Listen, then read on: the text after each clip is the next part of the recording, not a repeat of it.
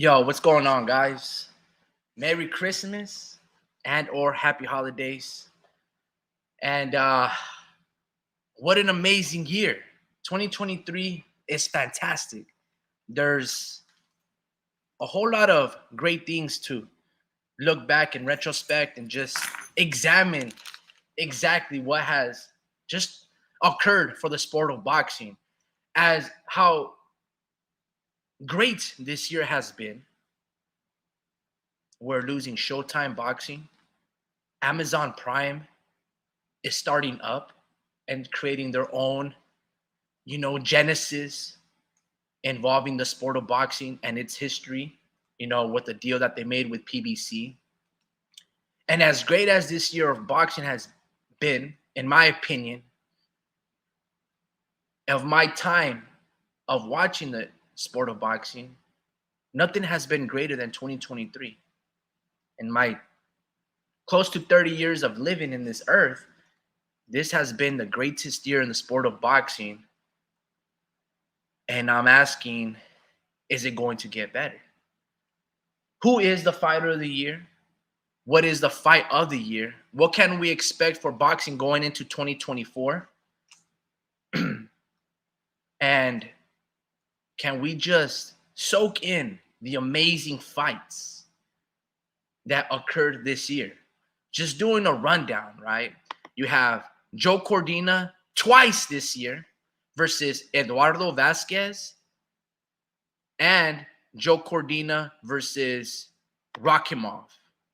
For those that haven't seen this fight, this was early February, maybe March, and then he goes in fight later the year versus Eduardo Vasquez out of Fort Worth, Texas. Okay, so that's one of my fighters of the year, Joe Cordina. Okay, he wins back his IBF belt, and then he defends it against this very pesky, crafty, great heart and punch resistant fighter, Edward Vasquez. Of course, the Super Bowl that carried the sport of boxing was no, you know, better than Terrence Crawford and Errol Spence, right? I'm an Errol Spence fan, and boy, oh boy, when I look back at some of these images, right, of Errol Spence's face, bro, he looked like raw hamburger meat. I've never seen a black fighter's face ever look that bad. Next to Andre Berto when he fought Robert Guerrero, right? Robert Guerrero out of Gilroy gave Andre Berto alien eyes. But there wasn't a lot of blood. It was just inflammation, like two big ass hematomas in his eye sockets. Well, Errol Spence's face was just battered meat, right? Turned his face to pink matter, right? It was brutal. Then there was obviously these contending fights like Jaime Munguia versus Sergey Derenchenko, which was an amazing start out to Jaime Munguia's campaign at 168. And then he never fought the rest of the year. Maybe he had a kid along the way. Maybe he's working in the sport of boxing in terms of his craft, because you kind of found out that he was pretty chinny, that maybe at 168 is his limitations. Jaime has been, manipulating his weight from 168, 160, 154, and going and bunny hopping all these weight divisions, but not really settling down as the number one guy. And he lost a lot of momentum, in my opinion, because he should have made a fight with Edgar Berlanga or David Benavidez or another top fighter at 168. But at least the good news is that he's going to be fighting John Ryder, who had an amazing fight with Canelo back in, I don't know, February or so, or April, and he's going to be fighting John Ryder early 2024.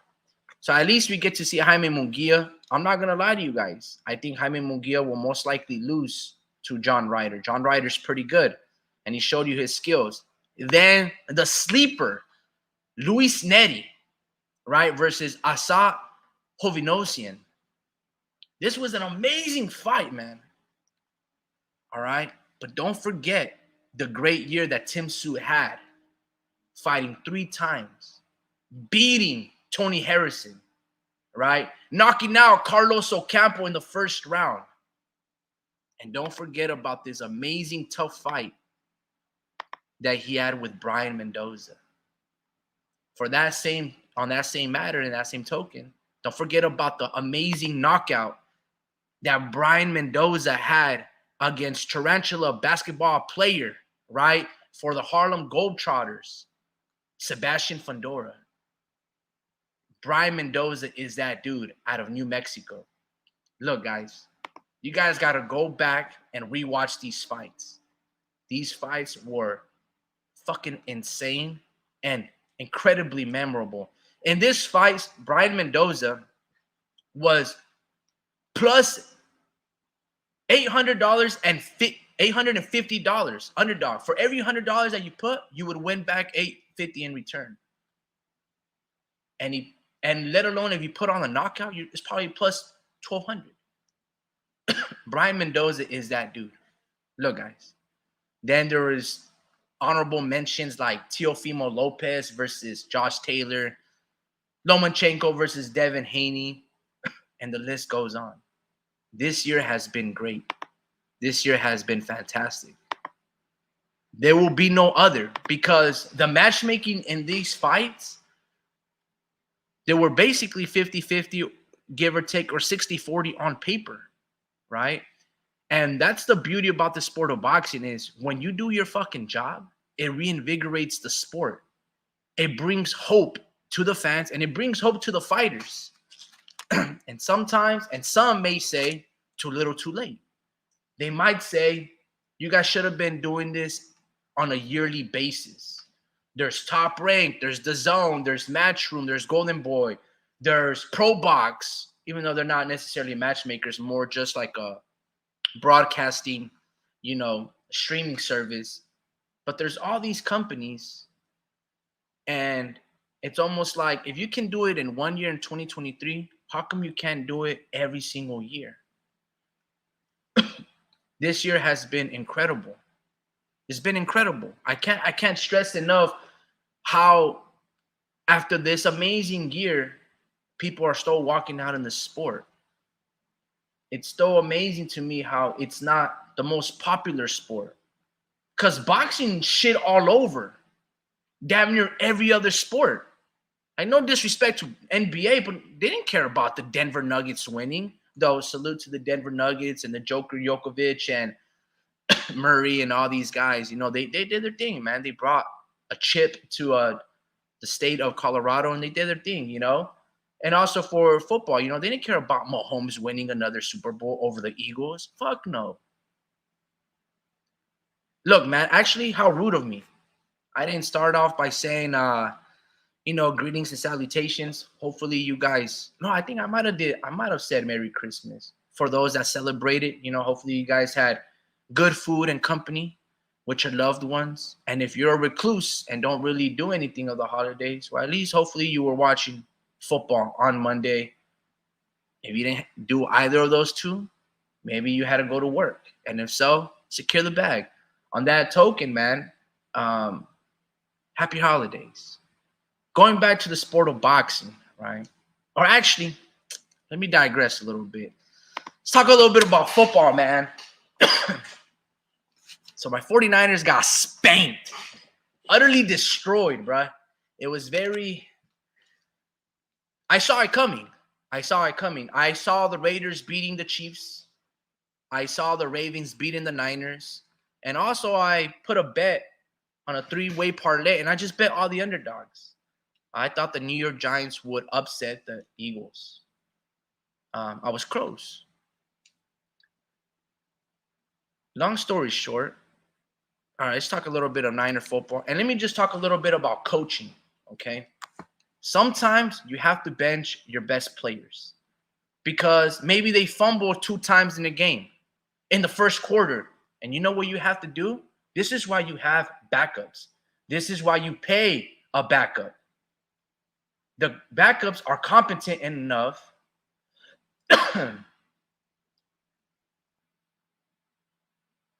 they're competent enough to be starters. Long story short, you have to sometimes bench Brock Purdy because he's maybe panicking. The lights are too big. And you're supposed to swap him out and you start Sam Darnold. You don't start them when there's 5 minutes left into the fourth quarter and just hoping just to go through the rigors and just get some snaps. No, you get them playing at the halfway point. Look, man, there's a whole lot of things about coaching, about certain things that go on in the sport of football that Kyle Shanahan sometimes refuses to do. Sometimes they bench Brock Purdy too little, too late.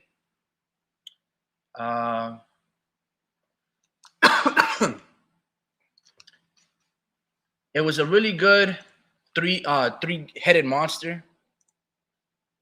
Vince, yo, what's going on, brother? Merry Christmas to you, brother. Yeah, bumped on national TV Christmas game. It sucked. I agree, man. I agree. It completely sucked. I can't stress out enough how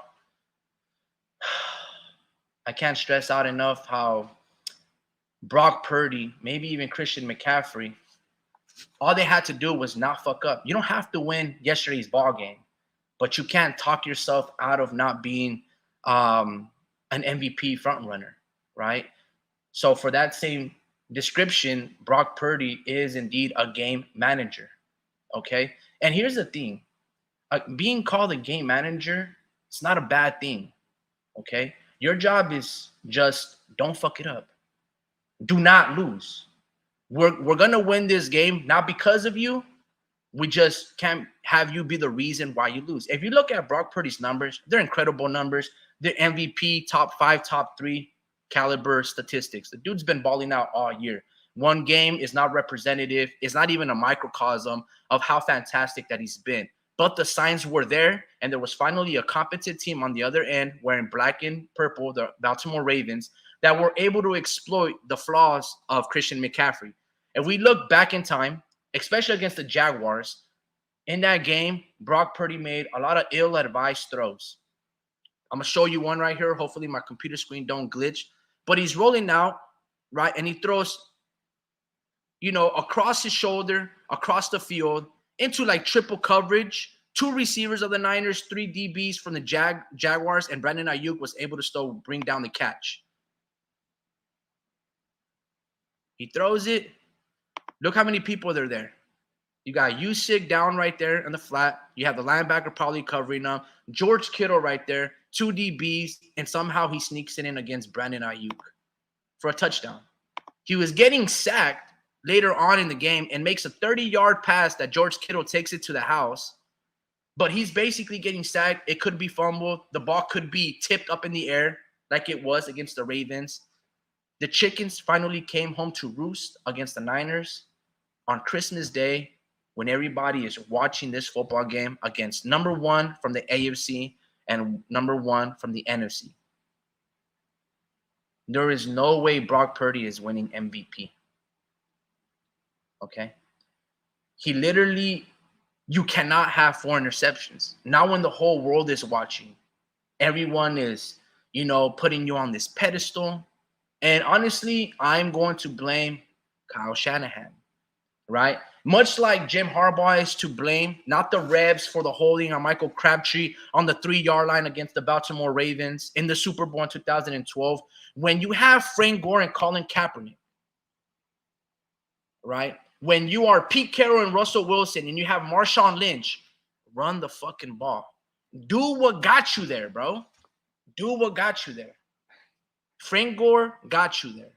Raheem Mostert got you there. Marshawn Lynch with the Beastquake run. Maybe this was a different year. They're the reasons why you're there. Christian McCaffrey is the reason why you are 11-3 in this position and everyone's putting you on the pedestal as a Super Bowl front runner. Run the ball. You knew Brock Purdy and Kyle Shanahan when they came out guns blazing in the first drive that they had. A beautiful, drag route to George Kittle that he took for 45 yards. And then another out route to George Kittle that went for like 12 yards. And then he throws the interception to Debo on a corner route or whatever the case may be. You knew that they were trying to cement and show the whole world that Brock Purdy is an MVP, that Brock Purdy is that guy, that he is more than a game manager. And oh boy, did the Baltimore Ravens had a cookout. Did they have a different ending to that alternate standpoint? bro. Brock Purdy cannot, like, that image, those 4 interceptions, and a lot of people might say, well, they're not, that's not really his fault, right? The defense just made hell of a plays. Well, guess what? Every single one of them is his fault. They are his fault. Because Lamar Jackson could have made those ill-advised throws, and he has in the past. The difference is, though, when Lamar Jackson feels the heat, he doesn't throw the ball. You know what he uses? His legs. He runs. There are many times that Brock Purdy could have rolled out and just, I don't know, take a dive, slide, fall down to the ground, protect yourself, protect the football.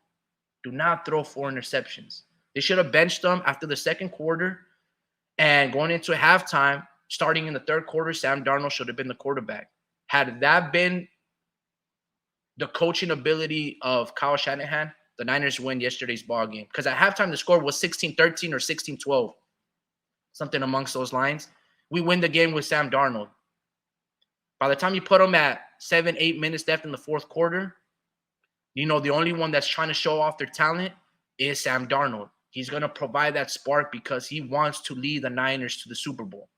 He wants to take the momentum of Brock Purdy, like how Brock Purdy took the momentum of Jimmy Garoppolo and company, kind of like Colin Kaepernick stole the momentum of Alex Smith. Sam Darnold has an intent and a purpose to drive and lead the Niners on an epic comeback. The fact is, you just didn't give him enough time, Kyle. And here's another thing going back to coaching. If your best players are fucking up, if they're playing with emotion and causing the team turnovers or penalties, or they're getting into fights, you have to bench them. You have to consult them. You have to coach these men and just let them, you know, pull them out of the situation, de-escalate the situation, chop it up with them, and talk to them. Then when they're finally calmed down and they're speaking with reason, then you finally put them in. Sometimes you have to go back and forth. After Brock Purdy throws 3 interceptions, bench him, put in Sam Darnold. Sam Darnold might start off really good. Then he might throw 2 interceptions. Then you go back to Brock Purdy, or sometimes go to your third stringer. They're on the roster for a fucking reason, so use them. You have, you know, Trey Mason. You have Elijah Mitchell, I think, maybe. Unless it's Jeff Wilson. No, he's with the Dolphins. You have these competent backups. Give them a fucking chance. Look at Jahir Brown, who's replacing Hufanga, who's on IR. He's damn near playing in Hufanga. Sometimes, guys, Fred Warner fucking sucks. And you have to put in maybe a rookie linebacker. And sometimes it provides a spark. I don't know about you guys, but I'm not impressed with the Niners all year.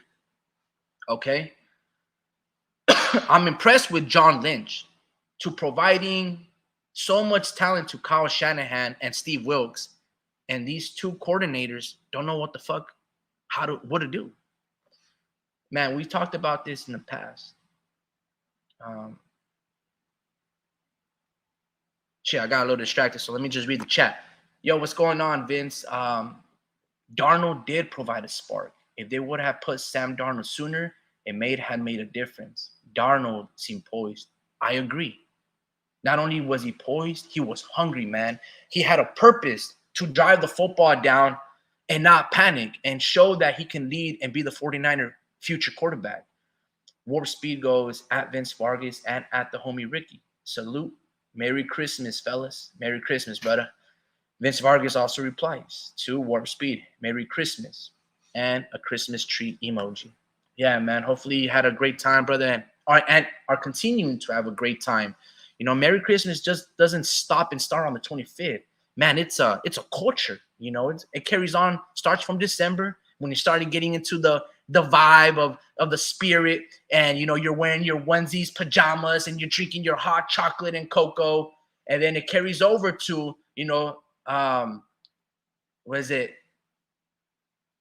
January 6th, you know, Dia de los Angeles. I don't know what it's called. I'm losing the touch of my roots, you know. Fake Mexican over, you feel me? I'm not just joking. Look, man, going back to a little bit of Niner football. Look how much talent the D-line has on the Niner football. I think we have 400 million men on that defensive line. Randy Gregory signed a fat ass contract with the Denver Broncos. Nick Bosa is a $130 million man, and he's playing sorry ass football. You have Chase Young, first rounder. Eric Armstead just signed, I don't know, a 4 or 5 year deal, $90 million with the Niners, right? Something like that. I don't know. I don't know if these numbers are correct. Javon Hargrave from the Eagles signed a $98 million contract with the Niners. You have $400 million. Javon Kinlaw, Eric Armstead, Chase Young, Randy Gregory, damn near all first round or all pro talent. And you can't stop or contain Lamar Jackson. You have on the back end, all pro and Chardavius Ward, all pro Fred Warner, also $100 million man, give or take. And they still can't get the job done. I don't know about you guys, but 11-3, a 7-game winning streak, that's not impressive to me. With that fucking talent, with that roster, on the defensive side of the ball, you should be damn near better than the 2000 Baltimore Ravens. And those names right there, that defense should be a stout team, should be allowing 9 points or less every single game. I can't stress out enough how these coordinators, they don't really know what to do with all that talent. I've seen coaches and other teams do far more with way less. I'm not even talking about the offensive side of the ball. First rounder, Brandon Ayuk, all-pro Debo, all-pro Trent Williams, Christian McCaffrey, George Kittle. Like, who do you need? Do you need a prime Jerry Rice? Do you need a prime Frank Gore or Garrison Hurst in the backfield? Do you need a prime Joe Young as your Steve Young as your back quarterback? Like, bro, how much more talent can you possibly need? It's really it's asinine. It's moot. Like, how does that happen? Anyway, man, if you just study Brock Purdy's tape, there's a whole lot of good, but I'm glad that it happened on Christmas so we can realize and see the objective at the end of the tunnel and the light, and it's to win the Super Bowl. If your job is to manage the game and just run with Christian McCaffrey, it's okay, bro. Guess what? The 2000 Baltimore Ravens had a quarterback named Trent Dilfer. He was a game manager. He's a Super Bowl champion. It doesn't matter how you get there, just get there and fucking win. If you have to throw the ball 9 times, Dallas Cowboys, and you're Josh Allen on the Madden football cover, right? And if you got to sometimes sit back and let James Cook run the ball for 250 yards with Latavius Murray on the backfield and, Lenny Fournette, then you got to do what you got to do to fucking get the job done. Get the job done, Kyle. This is 7 years, man. How much more talent do you need? And it's not that I want to much on Kyle Shanahan. He's a great coordinator, man. I'm not here to shit all over my Niners. But I'm still pissed off of Jed York of parting ways with Jim Harbaugh. Give me Jim Harbaugh, Vic Fangio, and give me Kyle Shanahan to run the offense. Bro, you're winning, bro. You're winning. I'm still bummed out about that. I can't let that shit go. Warp Speed goes, exactly, the homie. The holiday spirit should continue by the way of our actions. Sharing loving moments with family and friends should be more than just a one-day event. Absolutely, man. It's for me, it's a 2-month thing, man. It starts in December and it carries over to January, midway point. Once it becomes February, you can get into the lovey-dovey Valentine's Day spirit. But give me those 2 months, man. I need that damn winter break. On that note, fellas, man, it's not. We don't need to hit the panic mode for Niner fans because guess what? The NFC sucks. Okay, we're not in the AFC side where it's stacked with Buffalo and a pesky team like the New York Jets and the Cincinnati Bengals, the Cleveland Browns. We don't have to play those teams. All we have to do is maybe just beat 2 teams: the Dallas Cowboys, who pretty much suck on their own, the Philadelphia Eagles, who aren't really that good, and they lost their offense and defensive coordinator. And then you got the Detroit Lions. Sure, a team like Los Angeles Rams can play spoiler. They're a division rival. We might more than likely see them in the playoffs. But the NFC division, they suck. There's not a lot of talent. The Falcons suck. The Buccaneers can be somewhat pretty good. They should be better than what their record is. The NFC sucks. All the talent alongside with the QBs, they're all at the AFC.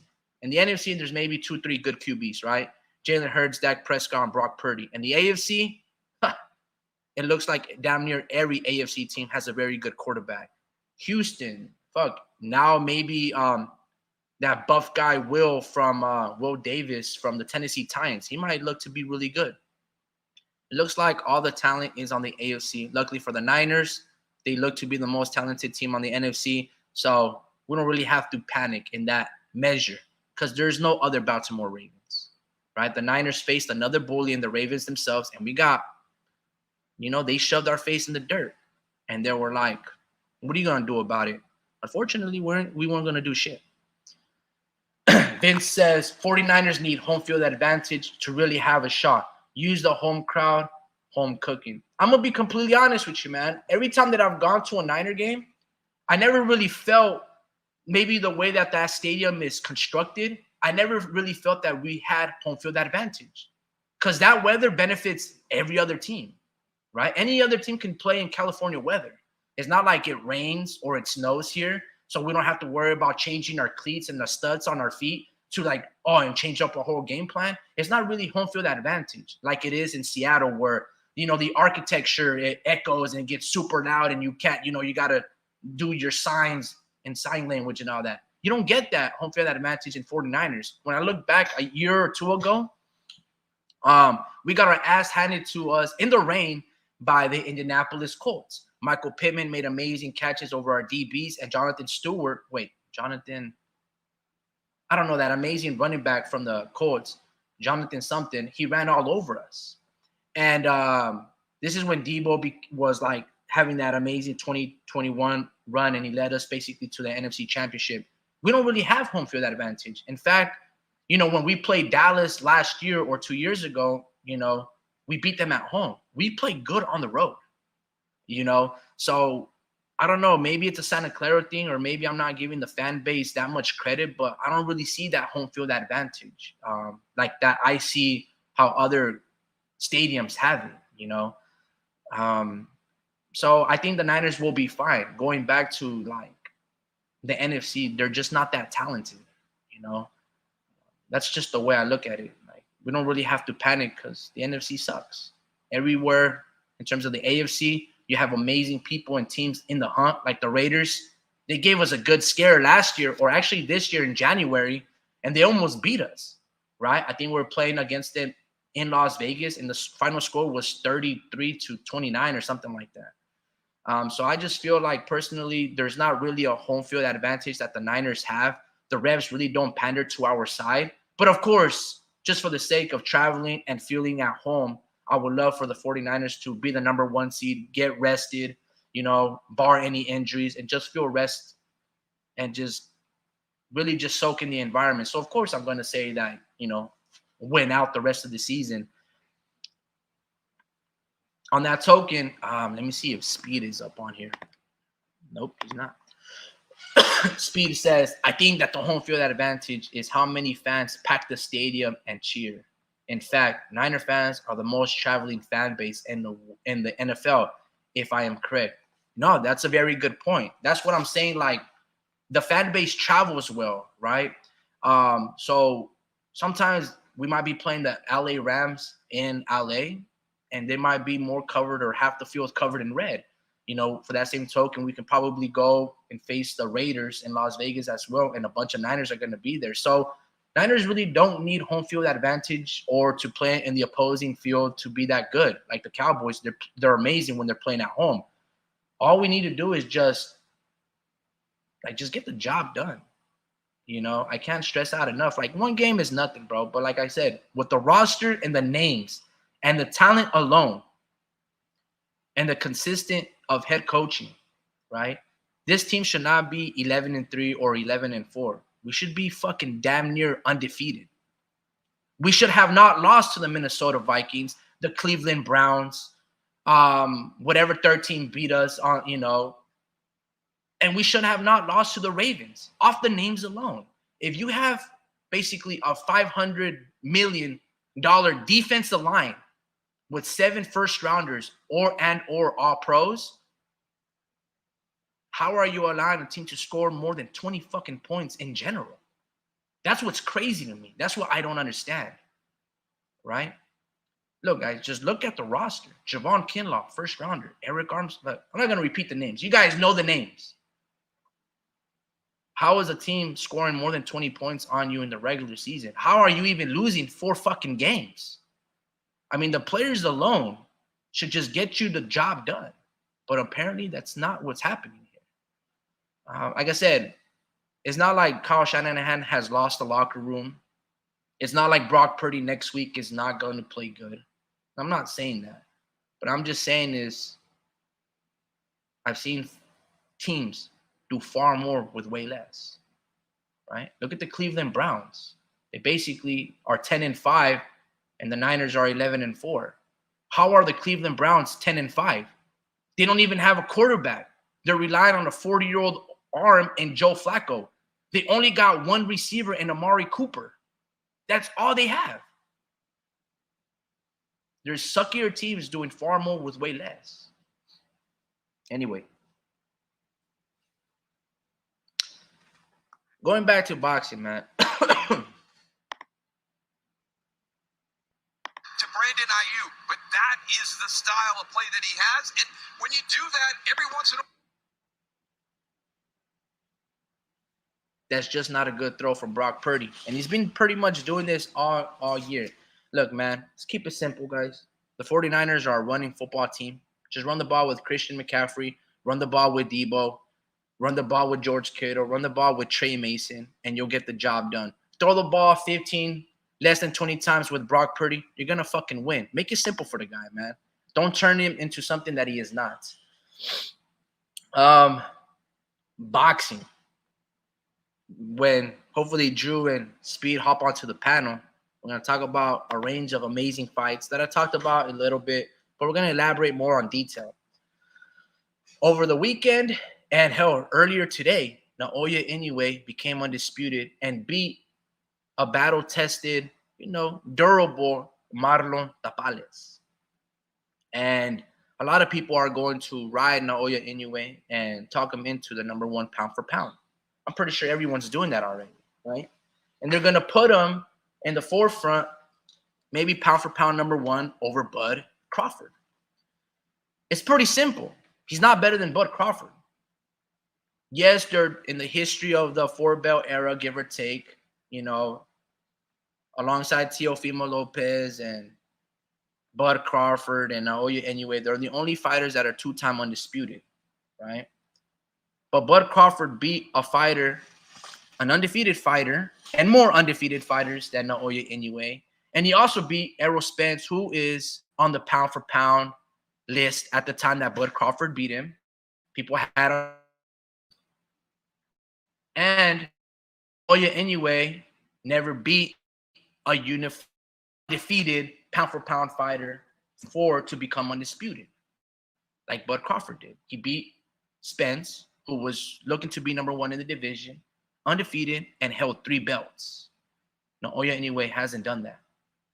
So that's why Bud is number 1 above him, right? Naoya can be 2A for people that want to be like, I got him at 1A and 2A. No, bro, just Bud is the more dominant. He looked great against Marlon Tapales, right? But if I can go back in time, Marlon Tapales did not beat MJ Akhmadalija, okay? Marlon Tapales did a great job being a challenger. He did not beat MJ Akhmadalija, okay? MJ was undefeated and a unified champion, unifying and beating, I think, Ronnie Rios or Danny Roman. And MJ had 2 belts, probably the IBF and the WBO. I'm not too sure exactly what 2 belts he had. And Marlon Tapales was very crafty, stayed in the pocket, and landed a lot of great shots and won a lot of rounds against MJ. But one judge had a 118-110 in favor of Marlon Tapales. I don't know how you have Marlon Tapales beating MJ 10 rounds to 2 when the other judges had it 7-5 split decision. It's pretty crazy, I'm not saying that MJ would beat Naoya Inoue or Luis Neri or, for that measure, Sam Goodman or Reese Alim. Those are the 4 fighters, in my opinion, that would give Naoya Inoue.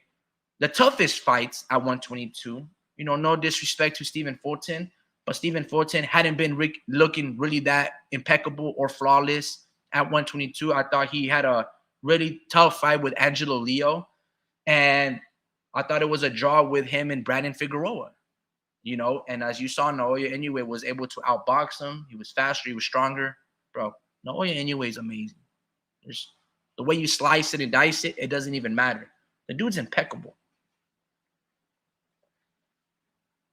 Those are the only 4 fighters that I can see giving Naoya Inoue a good scare. Sam Goodman from Australia, Reese Alim, the American, Luis Neri, the Mexican, and MJ Akhmadeli from the fighter from like Eastern Europe. He's probably like Uzbekistan or somewhere around that area. Those are the only 4 fighters.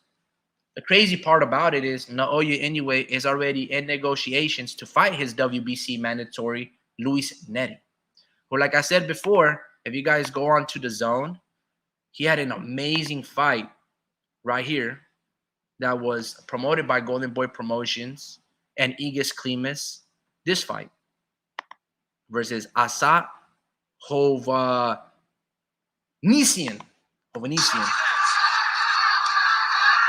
Harry trying to use the perimeter here with 20 seconds remaining in the round. A hard shot from there. A combination off the ropes from Luis Neri. As it was looking like he was in trouble. And Hovhannisyan is hurt now with that right uppercut. It was a beautifully timed right uppercut. Nice shot left hand right there by Neri. Just perfect and concise. He already got the timing down of the aggression of Hovhannisyan. These are some brutal exchanges on the inside. Brutal and they're beautiful. They're concise. They're right on the money. Both of them have a good chin. Look, guys, I'm not too sure. Hopefully the screen isn't blurry on your guys' end. Maybe it's horrible, but I'm seeing at least in 4K over here. Maybe the stream is blurring it out to like 360p. But look, that's who Naoya Inoue is looking to be his mandatory defense, and Luis Neri. Go watch the fight or go watch the fight highlights on the Zone. If not, I recommend you to watch the entirety of the fight. Luis Neri versus Asat Hovhannisyan is an amazing fucking fight. And I just can't stress enough how amazing the boxing of 2023 has. Boxing, man, look, I love this fucking sport, man. I love and I hate it at the same time because I know it's not going to get better next year, right? Maybe Canelo fights David Benavidez. Maybe Dimitri Bivol fights Artur Beterbiev. Maybe Terrence Bud Crawford moves up to 154 and fights Tim Tszyu. Maybe Zanibek Alimkhalanai becomes undisputed at middleweight. Look, I don't know, right? Maybe Tyson Fury fights Alexander Usyk. Maybe Naoya Inoue beats all those guys at 122 and he goes up to 126 and fights Luis Alberto Venado Lopez. Maybe Tank Davis fights Shakur Devin and Teofimo Lopez at 140. I don't know. Okay. I don't see that happening next year. Okay. But it might. And if it does, those fights will still not be enough to beat 2023. 2023 in boxing, you guys got to look back. Starting from January, guys, we had an amazing fucking fight of Roman Lara fighting on the undercard of Jerome Boots Ennis, right? He fought Rashidi Ellis. That was an amazing fight where he knocked down Rashidi Ellis 3 to 4 times and he actually got the decision. He was looking like a prime Marcos Maidana versus Adrian Broner. Then let's not forget Oshaki Foster versus Rocky Hernandez that just happened a month ago. Emmanuel Navarrete had 3-4 fucking amazing fights this year. A month ago in November, he fought, excuse my language, guys. He fought Robson Conceição, the Brazilian.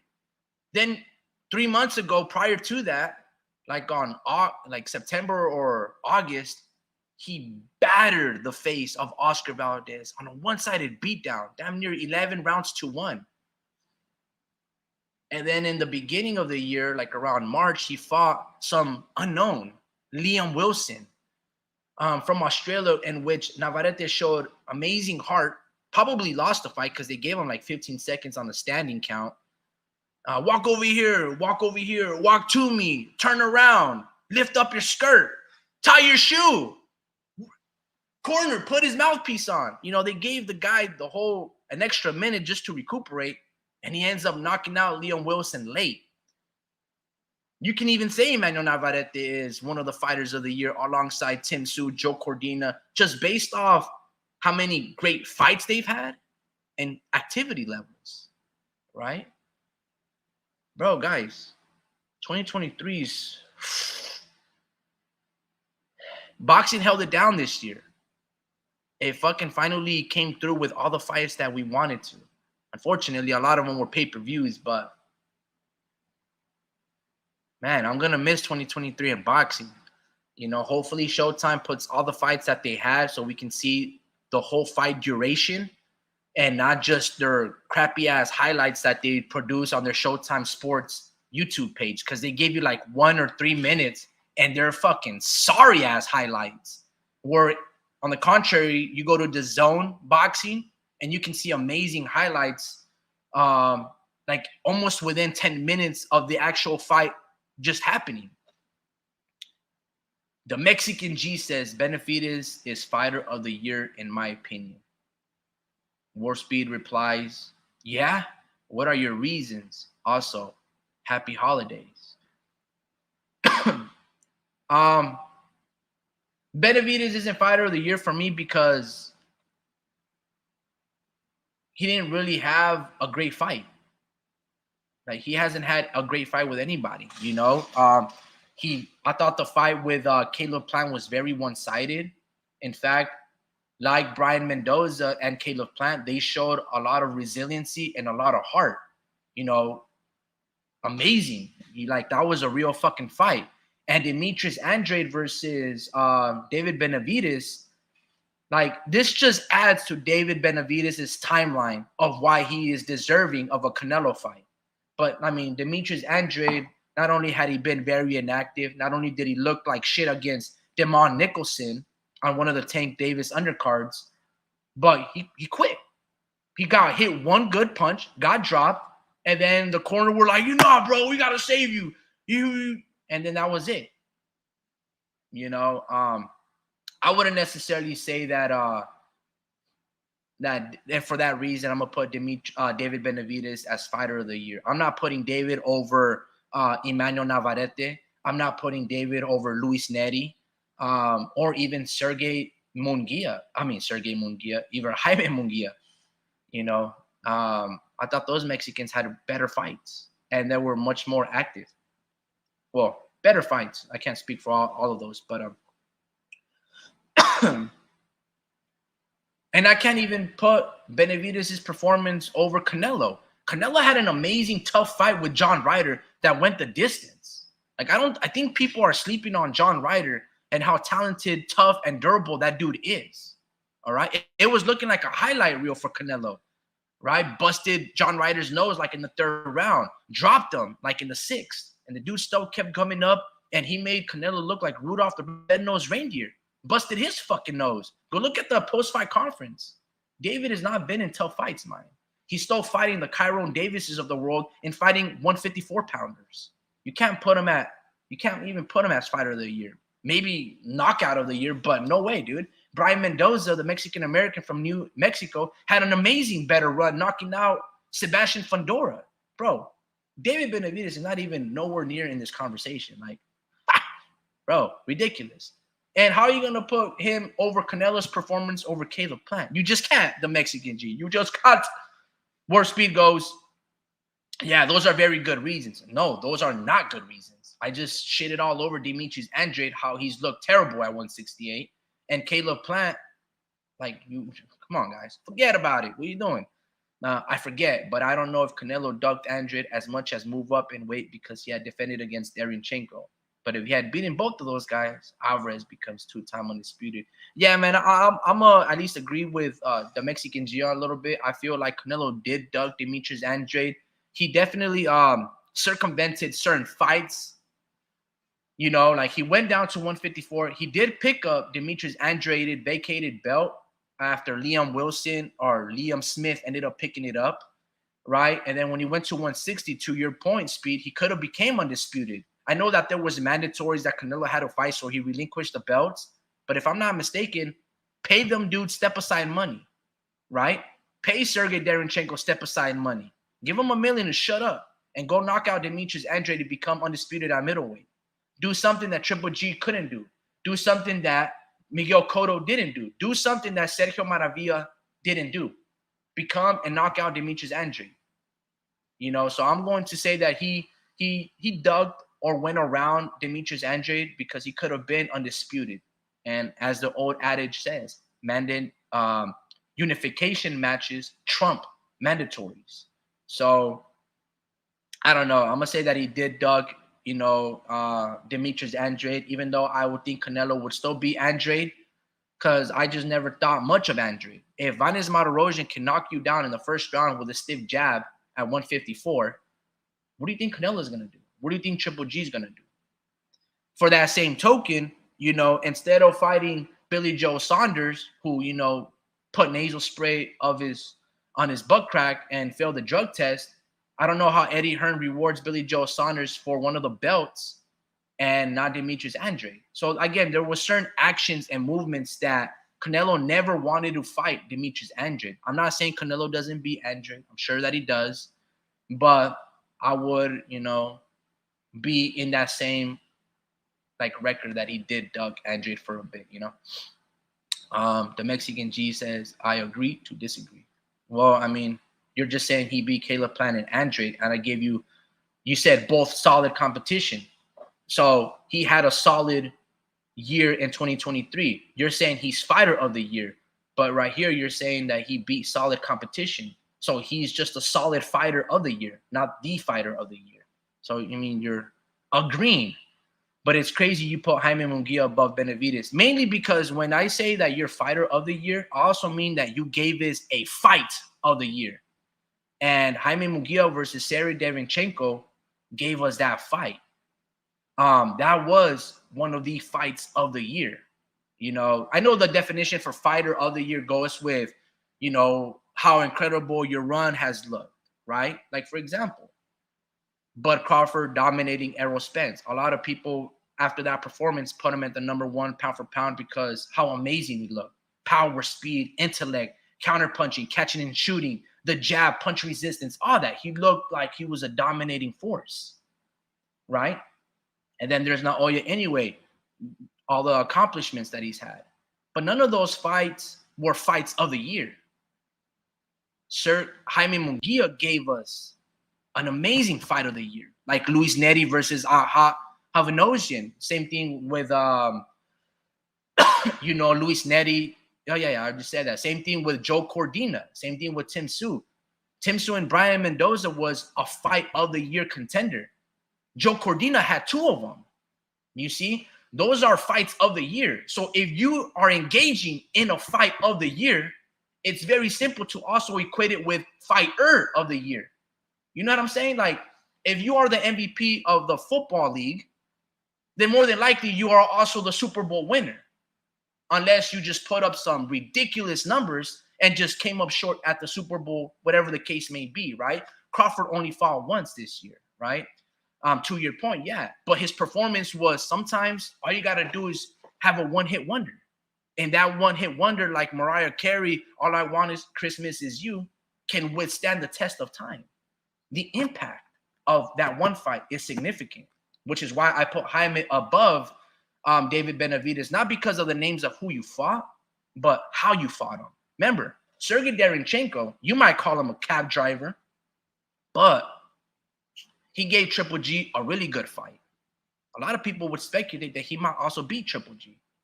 He also gave Jermall Charlo a very good fight, even though Jermall Charlo at that time beat him. And I think Sergey Derenchenko lost 3 times. And you can also say that he beat Jaime Munguia. But I'm talking about if you are in a contender of fight of the year, you should also be fight. If you're engaging in a fight of the year, also with fighter of the year. Let me go say. The Mexican G says, but it's crazy you put Jaime above Benavidez. Bro, Demetrius Andrade is a 154 pounder. He's not a 168. And Caleb Plant, I mean, he just fucking hugged David the whole fight. David didn't even know how to fight off a clinch. Crawford only fought one time this year. The impact. The Mexican G, no way he is fighter of the year. War Speed goes, I agree with the Mexican G, the homie. And Crawford not being fighter of the year, he didn't give us a great fight, and he only fought once. Out of all the pay-per-view fights that were being sold this year, Bud Crawford's performance versus Errol Spence was better than any other fight. The shock, the terror. I think just because people believe that it was one-sided, which it was, Errol Spence was still gunning and maybe won like 3 rounds. And then he also got dropped like 4 times and stopped. Like, nah, man, that performance alone, it was incredible. The Mexican replies with, then Benavidez should get all the credit for his dominant performance against Andrade, an undefeated boogeyman. I mean, I don't know. I mean, if you want to give him all the credit, go ahead. But I don't think Demetrius Andrade was a boogeyman at 168. Who has he beaten at 168? A horrible Demond Nicholson, right? The same Nicholson that got dropped in 2 rounds by a Frenchman named Billy. So again, like, I know you want to give David Benavidez and put him up on this pedestal, but none of his fights are fight of the year. Like, he's not the most active fighter. Both of his fights were on pay-per-view, and they weren't pay-per-view worthy fights. So, like, I know you're riding for your Arizonian countryman or stablemate or, you know, fighter that you like, but, bro, his run was not even better than Emmanuel Navarrete, because Navarrete gave us 3 amazing fights. Oscar Valdez, a comeback performance against Liam Wilson, and a comeback performance against Robson Conceição, who in my opinion was beating Navarrete. The Mexican G says Andrade called Canelo a bitch, and Canelo still didn't fight him. Yeah, but Canelo was like, get the fuck out of here before I break both lips, motherfucker. And he made a whole meme out of him. Just ruined Andrade's reputation. Look, bro, I don't even care. But ain't no way David Benavidez is fighter of the year. Like you said, it was your opinion, and like, you got no points there, man. Warp Speed goes, good point right there again, Mexican G. I don't think he is fighter of the year, but we all have different criteria. I mean, what's the point? Like, Andrade was not a boogeyman at 168. That would be David Benavidez. He would be the boogeyman, right? Like, Jaron Boots Ennis would be the boogeyman at 147. Like, but in reality, who have you beaten? I don't think he is fighter of the year, but we all have different criteria. Yo, Vince, who was, if you're still in, what was your fight of the year, and who is your fighter of the year? Because I'm not gonna lie, Brian Mendoza had a better year, even though he lost to Tim Tszyu. He had a better year than David Benavidez, bro. I just told you. Let me put it to you for example. David Benavidez was the favored fighter against Caleb Plant. David Benavidez was also favored to beat Demetrius Andrade. You know who was it? Brian Mendoza knocking out Sebastian Fundora. He was a 9-1 underdog, right? He was a 9-1 underdog. And let me just show you guys, because I feel like you guys forget. You guys speak some nonsense.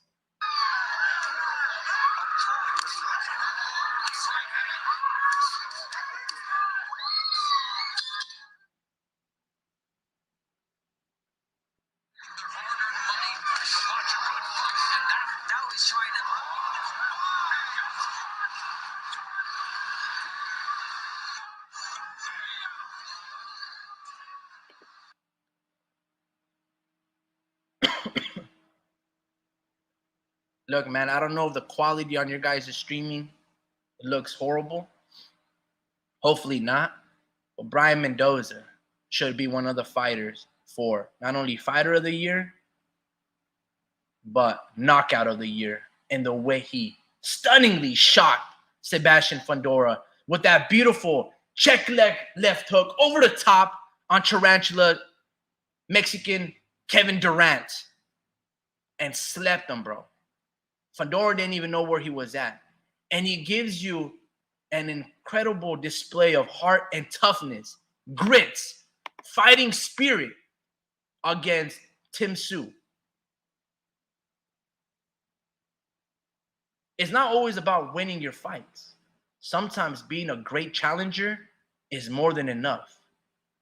Brian Mendoza deserves to be Fighter of the Year, and he deserves to be the Knockout of the Year. Bro, Brian Mendoza is incredible. Incredible, man. The Mexican G goes, my second pick is Devin Haney. I can't put Devin Haney because he lost to Loma. I like Devin Haney, but he lost to Loma. Even though I personally don't like him. No, yeah, I can't put him as Fighter of the Year because, I mean, Regis Prograis looked old against Danielito Zorrilla, right? And as you saw, not only did Devin speak it into existence, but he told to Regis Prograis' face, bro, you're chinny. In which Regis replies to, bro, you have 15 knockouts. Name the niggas you knocked out. And then just Devin starts laughing at him like, like, I don't even know who they are either, bro. But he told Regis to his face, you're chinny, bro. I'm going to knock you out. And he dropped him. But he still lost to Lomachenko. Like, look, man. I like boxing. I don't really look at boxing through the lens of color, right? Colorism and tribalism and I'm Mexican, I got to support only Mexicans. I'm American, I only got to support Americans. I can't vote for fighters across the pond. I'm a traitor. Whatever the case. Look, I look at boxing based on skill, based on heart, based on through just a simple boxing lens. I'm a fan of boxing, right? Long story short, American fighters like Devin Haney, like Shakur versus Edwin de los Santos, like Andre Ward versus Kovalev 1, like Tank Davis versus Pitbull Cruz in the first fights, right?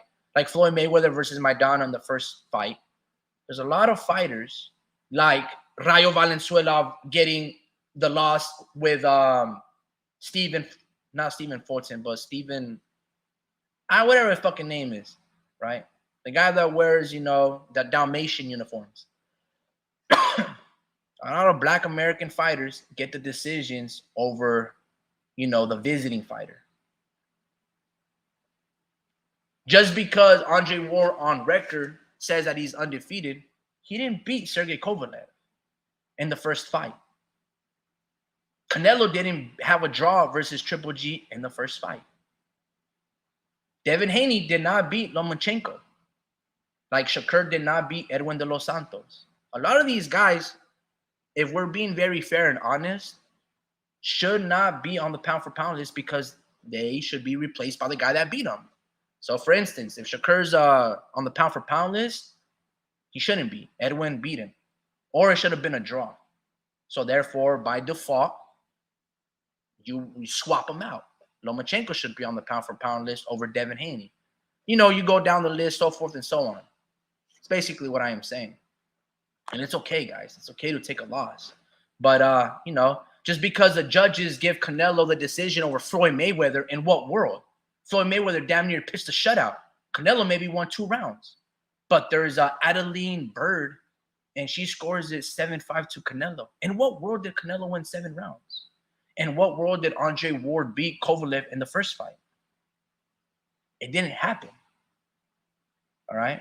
And the fact that there's some erroneous, bogus cause for these refs to not call it fair, you can call it corruption or whatever the case may be. Some of these fighters don't deserve to be on that list because they did take an L. And the loss doesn't mean the end of the world. Nah, man.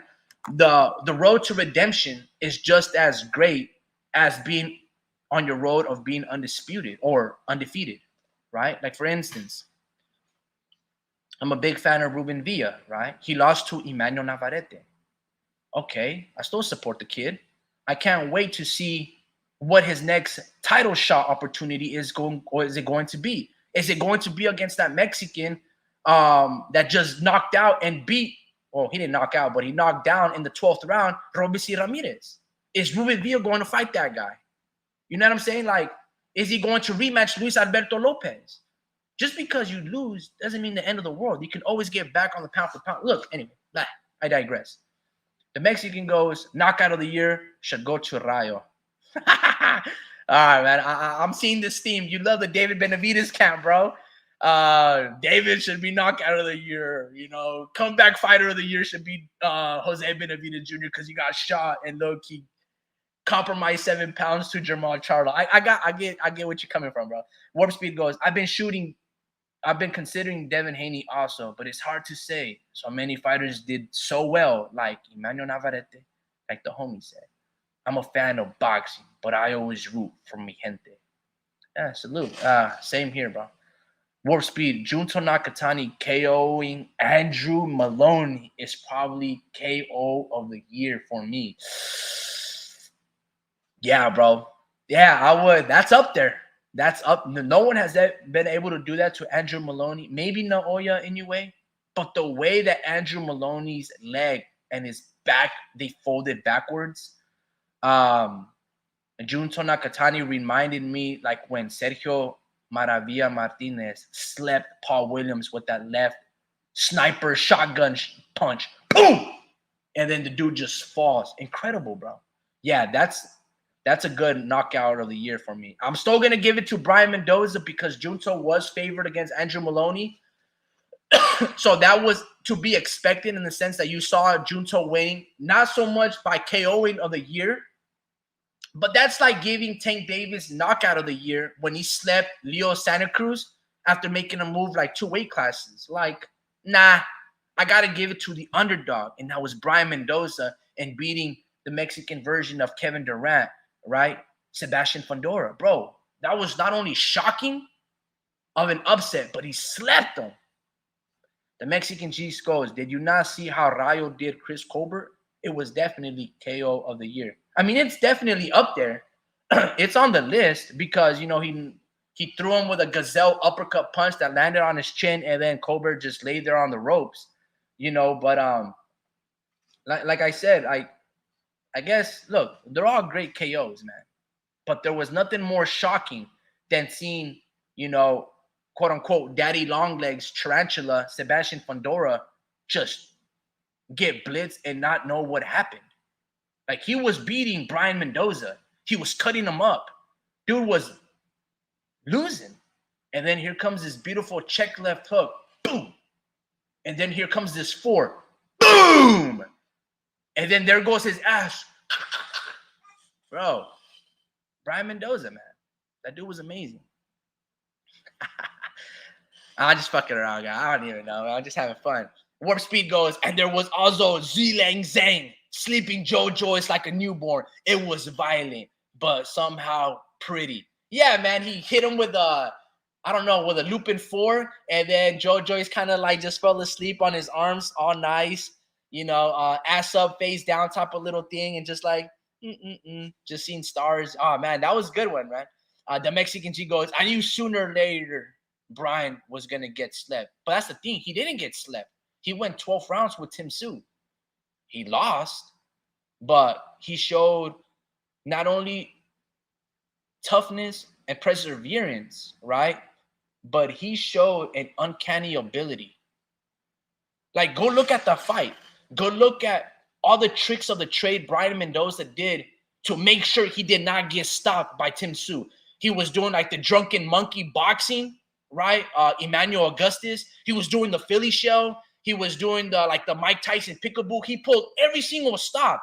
He was very studious of his craft in his game. He did everything. And then he was still coming out late after the 10th round. Bro, go look at that fight. Look, don't look at it. I'm going to show you. Let me see if I can pull out the full fight. Oh, dude. Yes, there's this boxing channel called Boxing Fights. Tim Tszyu versus Brian Mendoza. Watch this, bro.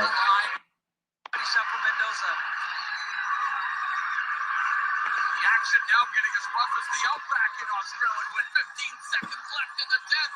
Tszyu beginning to try to unload on Mendoza. Right hand, another right. Right uppercut, jacks the jaw. How in the hell is Mendoza still standing? That guy can take a shot. Mauro Ronaldo. How in the hell is this boy still standing? That boy can take a shot. Guys, just go watch this fight with Brian Mendoza. He pulled out every defensive stop that you can think of. And he was still in this fucking fight. Had a monster round and hurt Mendoza at various times in the round. The right hand was a primary weapon, but trying the uppercut. Well, that punch it did stray a little bit low, I think, underneath the. And that's exactly what Mendoza's corner told him. Hey, you hurt him with that body shot, and you stopped.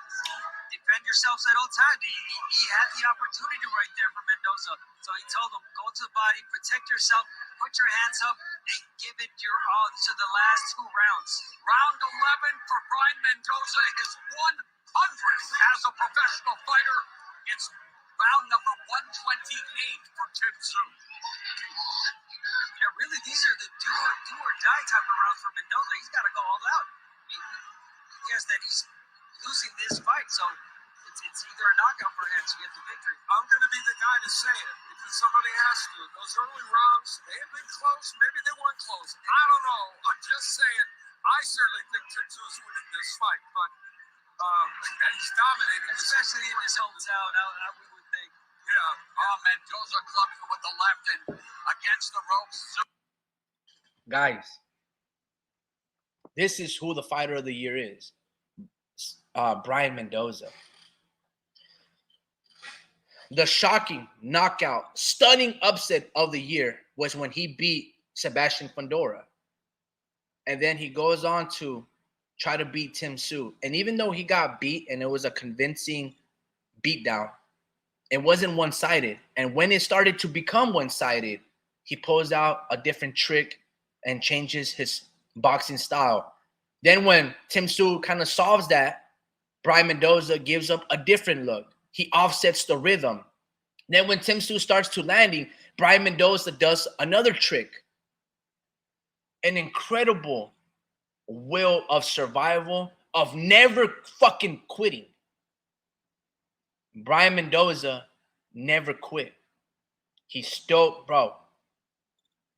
He's cut from the cloth of the greatest of Mexicans, Brian Mendoza. And he gave you one of the stunning knockouts of the year by sleeping Sebastian Fundora and putting him in next to Alice in Wonderland, clouds. Guys, look, man.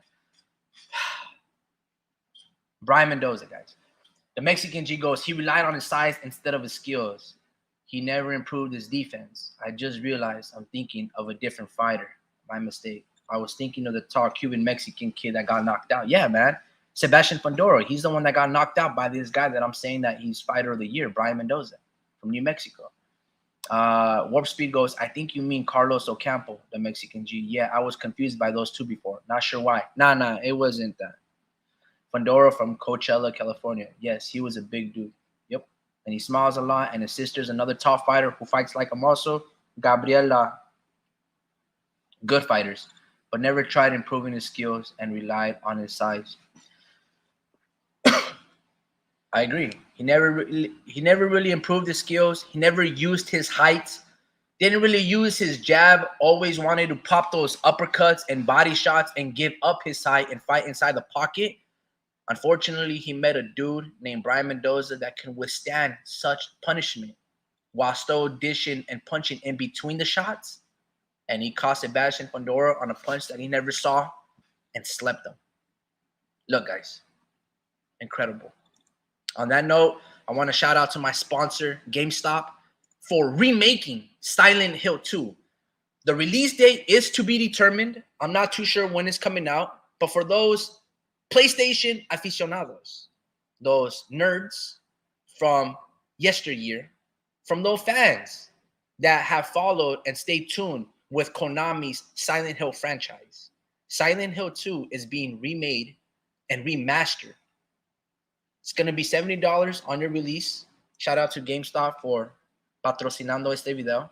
And if you guys ever want to get spooked, if you guys ever want to feel the chilling terrors of The Exorcism, the 1970 film, right? The cult in the movie Old Boy, filmed in North Korea. If you want to feel that terror, you have to buy the remastered version of Silent Hill 2 for your PlayStation 5. Play it on the big screen while you're grabbing your wife's ass and you got the right joystick on your right hand. Shout out to GameStop, and hopefully I did it justice. Nah, man, I just wanted to do a little segue right there. Silent Hill 2 is being remade. I don't know when the date is to be determined upon its release point. But yeah, man, if you guys like horror, scary games and unique, where it doesn't feel degenerative or, you know, like replicated, I suppose. The word is derivative. Silent Hill 2 remade version. You guys have to buy that game. It's super good, super scary, and I can't imagine the detail. In fact, I'll do you guys one better. I'm gonna show you the trailer, because after this live is over, it's gonna get struck down.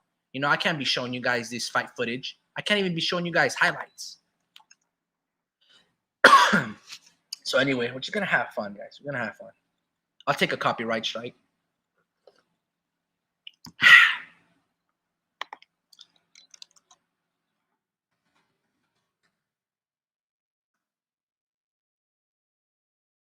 All right, get ready, guys. Get ready.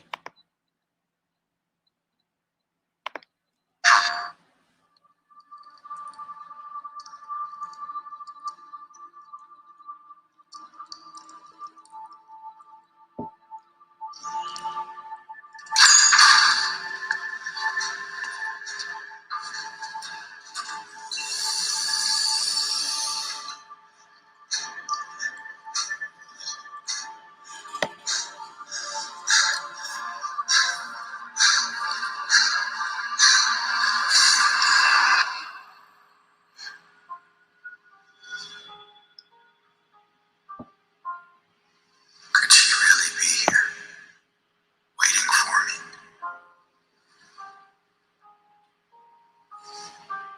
Mary died of that damn disease 3 years ago.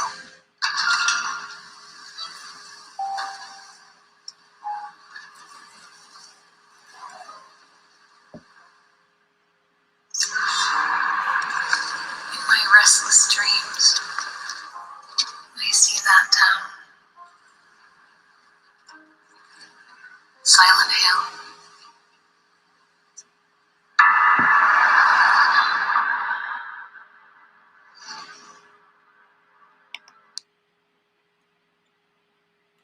This, guys, is one of the most unique video games I've ever played.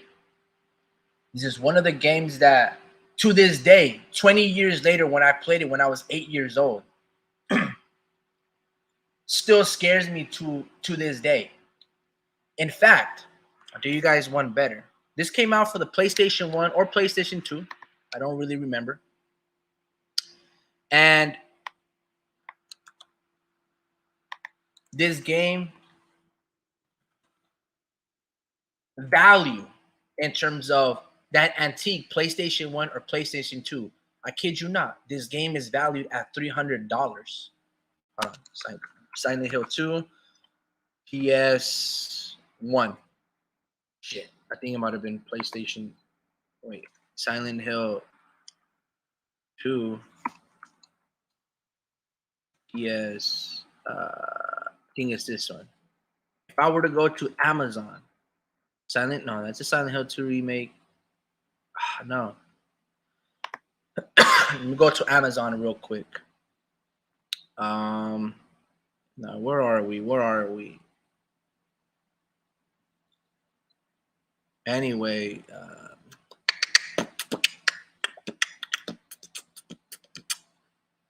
fucking A. What am I supposed to do? Go Silent Hill 2. PlayStation 2. I don't know. Look at this, guys. People are reselling this game for PlayStation 2. Refurbished at $134. That same video game is being remade for the PlayStation 5, right? At $70. This antique version, right? It's like if you had a 1960 El Camino and it's more valuable than a new Tesla vehicle. This is what it is, an antique versus modern tech. That same trailer that I showed you guys, I want to shout out to GameStop for sponsoring this video. Guys, I'm kid you not, this fucking video game right here, shock. It's amazing.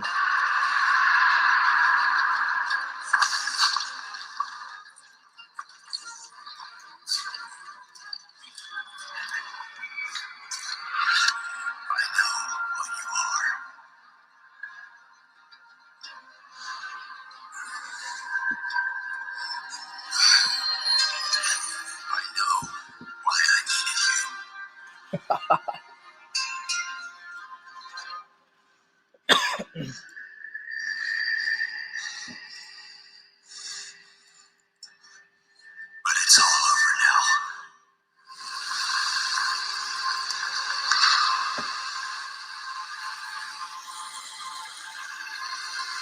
I don't need you anymore. I'm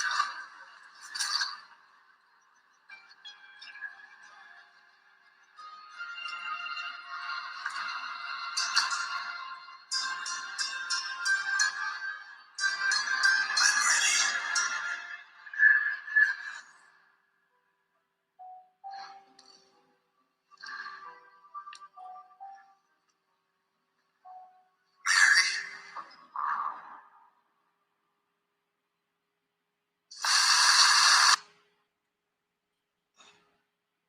Guys, this is not like a PSA. This is not me trying to brainwash you and me trying to get brownie points from GameStop. And, you can use my token, the homie Ricky, strikes back, as a game code to get 10% off this purchase. It's none of that. I'm not trying to, increase my AdSense from YouTube. It's none of that. When I tell you that Silent Hill 2 is that video game, this is the game, bro. This is for those people that have played Kingdom Hearts, for the people that enjoyed Final Fantasy VII and Final Fantasy X, the true aficionados of video gaming, okay? Silent Hill 2 being remade in PlayStation, it's one of the greatest joys in video game history. It's fantastic. Use the homie Ricky Strikes Back, right? When you make your purchase online at GameStop for your thing, it'll work. You'll get 10% off. 10% of $70 is like $7.50. So you're going to save yourself at least a California tax. It's incredible, guys. It's fucking just, I'm going to do y'all solid, man. All right? And for those that haven't purchased or played Elden Ring, it's a very debilitating, it's a very weird game because I never played, like Death Soul or whatever it's called. But it's up there with like frustration, but uniqueness. And every time that you play, you go to the maquinitas, right, at the arcades, and you're engaged in one of those fantastic, House of the Living Dead, and you're playing with those epic bosses where the camera pans in, it zooms in, and you're shooting at the screen. Elden Ring has that impact when you fight the bosses, right? When you're fighting General Radahn and Melania, who's never lost a sword battle. When you're fighting them in that video game, Elden Ring, on your PlayStation 5, while you're grabbing your wife's booty and playing with your empty hand, the right side hand, impeccable. Use the homie Ricky Strikes Back. You'll save yourself 10% on your GameStop purchase in the next year as you purchase Silent Hill 2. I don't know why you guys are laughing, man. Being serious here, guys. Come on, support a little local video. Let's see. Nice, traditional, and modern. Ribeye roast is delicious. So I guess they're talking about food.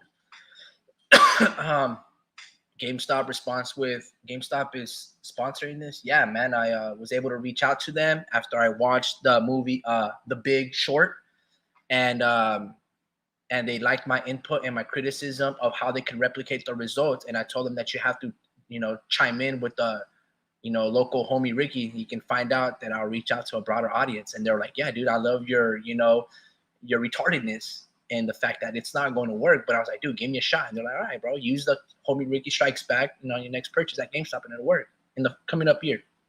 Right now, it's too soon. Warp Speed goes, tamales, pozole, ponche, calmadita, la cosa with small family, but so peaceful. Vince Vargas goes, my favorite fight of 2023 was between Ryan Garcia and Oscar De La Hoya. He says real entertainment. Awkward entertainment for sure, man. It's like watching the first time Napoleon Dynamite. You don't know whether to go ha or fucking laugh your ass off because it's so fucking weird. The Mexican G laughs at it and he goes, I swear Ryan is Oscar. I swear Oscar is Ryan's real dad. Warspeed goes, actually, that's not a bad pick, Mr. Vargas. Yeah, no, it's actually fantastic. Ryan looks like a young Oscar. Dang, Warspeed goes, the Mexican G thumbs up. Right, I am your father. And tell me they don't look alike. That is Star Wars, man, and I am Trekkie. Look, man. Yeah, that was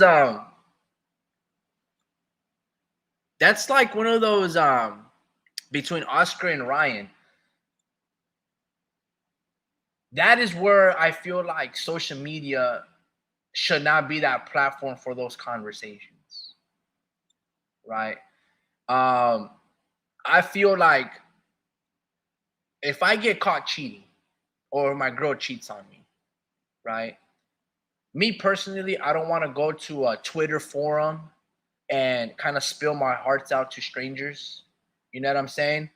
I want to either, be a simp or a cook and try to solve it and move forward if I'm trying to make it work, or just, dust off the dirt and look for another one. Right? I'm not going to go into a forum and be like, man, bitches ain't shit, but hoes and tricks. I said, like, I'm not going to go on there. If I'm having, if I don't like my employer, I'm not going to go talk shit also, like, and like spill out the beans, right? And the flaws of why I'm getting played or exploited at work, right? No, I'm just going to build a case with my lawyers in silence. Right? If I'm Ryan Garcia, I'm not letting strangers not patronize me, but guide me, mislead me into ruin a situation with my promoter that's actually done very good by me, who's actually protected me and continue to protect me and advise me, bro, you're not ready for Tank Davis. I'm not supposed to be like, nah, I want this fucking fight. I'm supposed to listen to him. Because the best version that Ryan Garcia could ever be is try to replicate and imitate and walk in the same shoes that Oscar did. Because see, Oscar was Golden Boy. He was King Rai before King Rai. He was the young face that all the girls wanted him. The man wanted to be him type of shit. Where the girls attended the boxing events. They wanted to trap Oscar, right? Oscar was Ryan before Ryan ever existed. Like you guys say, like he is his father. Yeah, Oscar has been with Ryan Garcia's and even more so, right? He was a gold medalist, right? He has LA East Los on his back. The worst thing, the biggest mistake that Ryan can do is burn bridges with Oscar De La Hoya. To my knowledge, Oscar has always had Ryan's back, has always had the best intentions for him. And he's built Ryan where guys like Oscar Duarte and what's the other guy that he knocked out with the left hook, like in the opening rounds? He's a Filipino fighter. Let me see this box rec. Romero Duno or something like that. Oscar De La Hoya did a good job of putting fear to the masses that Duarte and, Romero Duno were actually guys that could beat Ryan Garcia, right? He did a good job, and that fight has like 17 million views and whatever the case may be. The fight with Luke Campbell, like they've done a great job of building and helping Ryan, and Ryan gets pissed off because Oscar De La Hoya is not at the post-fight press conference and be like, you weren't there. You weren't there. For the Christian that Ryan Garcia pretends to be, right? Not only does he love to throw stones, not only does he like to cast aspersions, right? But for a guy that says he's this righteous and goes on Instagram and gives out a prayer in which he doesn't even know how to pray, which is ridiculous. I haven't even been in church in 10 years, and I know how to say Padre, you know, Padre nuestro que estás en el cielo. You know what I mean? Like, bro, how do you not know how to give a heavenly father? He doesn't even know the quotes. You see what I'm saying? For a guy that pretends, because Ryan is a pretender by every stretch of that word that you guys wanted to believe.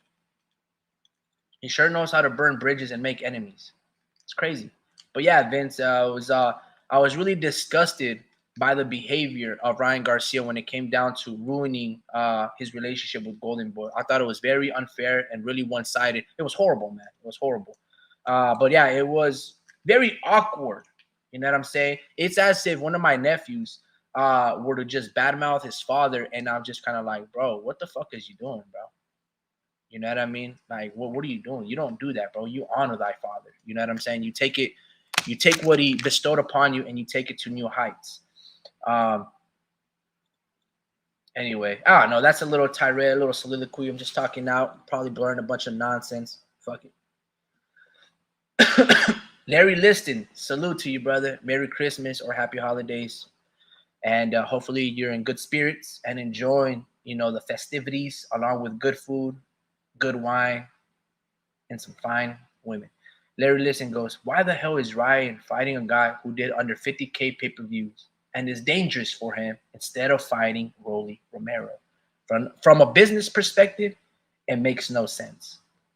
He could fight Rolly by next year and Haney at the end of year for unification. Would it be a much great build up of the fight? Very true, man. Very true. Dude, that's facts. If I'm Ryan, I'm looking to fight Rolly first, and then Devin Haney afterwards, then Teofimo.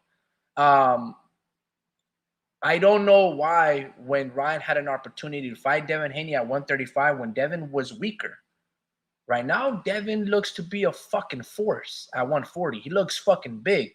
And if he's saying that he wants to move up to welterweight and fight like a Keith Thurman, the confidence of a young Devin Haney, Ryan and his last fight against Oscar Duarte and that poor man's version of a guy who took 5 shots of fucking cazadores, right?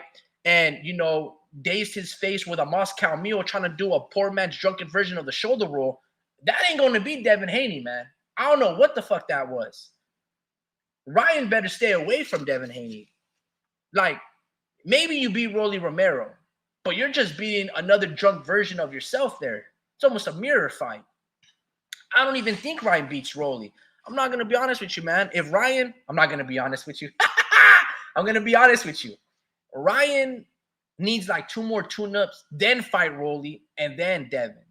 But beating Rolly is not going to prepare you for Devin Haney. Like, Rolly is like, I don't know. That's another guy that does not deserve to be walking around here with a belt. That guy doesn't deserve, like, whatever, man. They robbed that old man, and that old man has to fight. Well, he didn't even look that old because he beat Rolly, and he looked like the younger, fresher man, right, from Colombia. That same man beat Rolly, and now he's fighting O'Hara Davis. And forgive me for not remembering his name and calling him old man. Give me a second. Israel Barroso, something like that.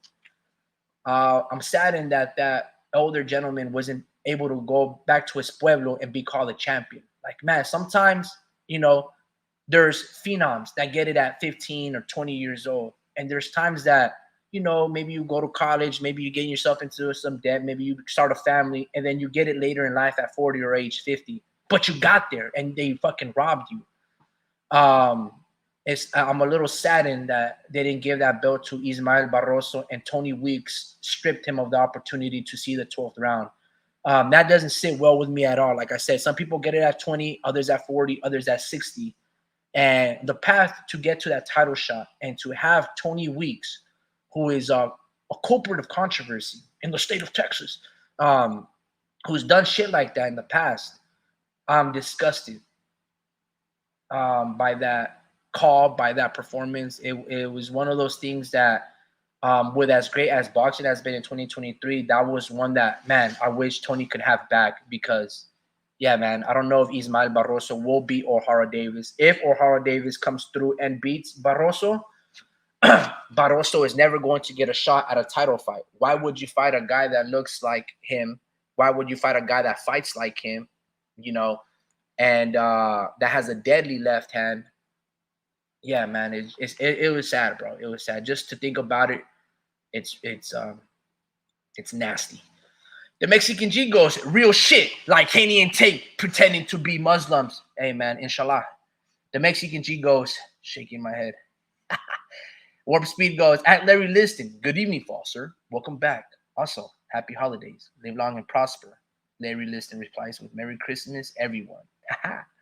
Hale Kulani. Hail Kulani. Hale Kulani. Sorry. Hail Kulani. Salute. May money bless you. You as well. Warp Speed goes, I'm going to be dishonest with you guys. Nah, quote of the year. Hale Kulani goes, hashtag rich friends only. Secure the bag. Money laundry in full force. Hey, man, blessings to you, and may you live long and prosper and secure that bag and keep stacking that cash. The Mexican G goes, Rolly Romero has that retard strength. He looked hella weak against that 40-year-old Ismael Barroso.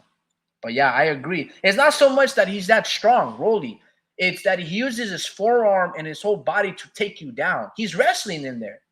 And had he actually known to box and channel that energy with proper technique, yeah, man, you would see that strength in full force. Kind of like Cornelius Canine Bundridge.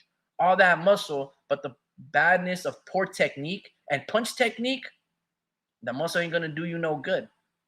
Larry Liston says, I just saw Oshaki Foster versus Abraham Nova was announced. Pretty good fight considering Abraham Nova, the Puerto Rican, and the man that has, I don't know, a 20-foot version of himself have power. Yeah, no, I agree. That's actually a pretty good little fight. I don't know if Abraham Nova is a little chinny. I know that he doesn't have that much heart because he got knocked out, and he was very fearful of the Cuban Robeisy Ramirez. So I'm going to favor Oshaki Foster because I thought Oshaki Foster would quit against Rocky Hernandez in that fight that happened in Mexico sometime early December or late November. And Oshaki Foster showed that he is a force at 130, and he might be the best champion at 130 with that performance. Him and Joe Cordina would be the best fight for unification. So I would favor Foster. But yeah, to your point, Larry, Abraham Nova he's pretty fucking good, and he does have power, and he does have some skill. So that's a pretty good little mandatory or, title defense from Oshaki Foster. Hale Kulani, and hopefully I'm not butchering your name, Hale. Rolly wasn't motivated by money. That's why he was lost. Yeah, very good point. It looked like he only showed out for Tank Davis. Look, man, Rolly could have done much better in that Tank Davis fight if you just used your height and your jab. Bro, your jab was working until you started throwing that funky shit and trying to be ultra aggressive and double pumping the same right hand over the top. Like, Tank is not stupid. He just caught you with a punch and boom. But yeah, if Rolly only fights when he's motivated by money. So if that fight does present itself with Ryan Garcia, to your point, yeah, he might just pull out an upset. Larry Liston goes, kind of made me feel sad when Rocky Hernandez punched himself out and got TKO'd in the 12th by Foster. Yeah, man. Yeah, that's gonna be one of Rocky Hernandez's learning lessons. Is that you have to pace yourself. And I understand why he was punching all those throws, because he did rock the fuck out of Foster. He did have him hurt. It's just hey, man, that's the little separation of power that makes, from a contender to a challenger or a champion, and nomás le faltó tantito más, pero ni modo. The Mexican G goes, Rolly was a grappler before boxing. Yeah, man, I heard he was all-state for Ohio University wrestling. He was up there wrestling with the Jake Pauls, It's very clear when watching him fight. Yeah, I agree. The Mexican G definitely a wrestler. Hale Kulani says, Rolly true form is $1 million paper armor. Larry Liston goes, yeah, Rolly was a judo guy. He uses it a lot in the clinch. Yeah, I was seeing when he was training with his father, he does a lot of like ha ha ha ha, ha, like he's blocking punches with his forearms and stuff. So yeah, he definitely a judo guy. You know what, man? Um, even though I kind of talk a lot of smack about Rolly and like his fighting style and how he doesn't deserve to be a champion, um, he's putting in that work. He's putting in that effort. So salute to that guy in terms of, just implementing and trying to create his own style and try to cement his own legacy. He's a guy that maybe if he actually gets a right trainer, he might be really good. But he definitely does have the promotion and the powers that be backing him, right? Leonard Ellerby and Floyd Mayweather. So, which is pretty shocking. The Mexican G goes, K9 Bundridge has a YouTube channel. He does commentary on fights. Yeah, man, I like K9 Cornelius Bundridge. I remember seeing him on the second season of The Contender, or might have been the first when Sergio Moro won it. But yeah, he beat one of my favorite guys from LA or Arizona, Norberto Bravo. And yeah, man, I'm a big fan of K9. I like him. And yeah, it brings me back to The Contender on Spike TV or one of those channels hosted by Sugar Ray Leonard and Sylvester Stallone. Let me see. Larry Listen goes, Rolly was drained as hell for that fight, according to himself. The fight was supposed to happen a year earlier, but the sexual assault case delayed it. I still think Rolly would have lost, but he was definitely drained. If you look at the weigh-in, his eyes were sunken in. Yeah, it's actually a very good point. I didn't really think about that. I know that he was with that sexual assault case, because he does the only toes with his girlfriends and stuff like that. So I understand why after they hear that he's going to get a Tank Davis fight. That's actually a very good point. He did look drained, and he did look he showed a lot of discomfort, and the galloping and his version of being an outboxer, was really putting him in harm's way and getting hit with that left hand, where he's naturally a bully in heart. But yeah, it didn't really work out in his favor. Hold on. Speed, he is here. Mic check, brother. And yeah. Can you hear? Homie Ricky, can you hear me? Yes, sir. Homie Ricky, what are you going off on? You're being all dishonest and telling us lies and all kinds of stuff, man. Disagreeing with everybody's opinion of what a fighter of the year should be. I mean, of course, we can make arguments for our fighter of the year, but I don't disagree a lot with what one of our fellow listeners, the Mexican G, was saying in his defense of David Benavides. Homie Ricky, you're particularly caustic and confrontational. And these things, homie Ricky, Yeah, are at the end of the day, all they are opinions. And we all do have, different criteria. You and I know that for the most part, right? I even disagree from you in the way that we judge what a good fight is, a good fighter is like. But David Benavides did some good things there. And when you were going off on Emmanuel Navarrete having put up a great year for his own, I completely agree. In fact, I think he should be in the pound for pound list. He's a three-time Ooh. division, Emmanuel Navarrete. Okay. He's a Of three course. I agree. division champion who is completely dominant in most of his wins, destructively so, to the point that there really isn't much controversy on whether he wins or not. And he has fought a caliber of fighters that when you compare those fighters he's fought with other people that are getting pound for pound recognition, then you know that his wins are better than those guys that are getting on the list. So anyways, long story short, I digress. I really should go back and start off by wishing everybody a good even fall. I'd like to say good even fall to Mr. Vince Vargas. Always a pleasure. I love that man. He's always here. First, the one that's always there commenting and whatnot. And whenever he's not here, he is definitely a missed presence. I would like to also wish a good afternoon to the Mexican G, of course. He is being very respectful, very opinionated, but he is making a good account of himself and representing why he feels the way that he does. So I can't fault him there. We do know that our listener, Mr. Larry Liston, who I've exchanged ideas before, we don't always see eye to eye, but we do always respectfully uh, disagree and learn from each other. At least I learn a lot from him when I engage him on other chat rooms, like with Mr. BDA, who I really have a fondness and respect for. But yeah, it's always good to have Mr. Larry Liston on these kind of shows, homie Ricky, because that man right there, he knows a lot.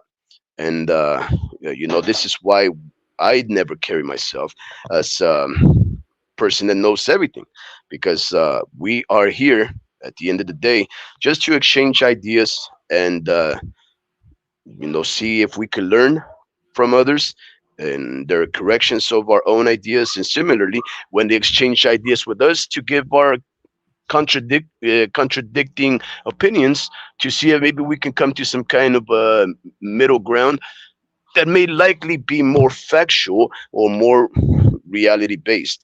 Let's going on with that. I know that we have a new listener here, Hale Kulani.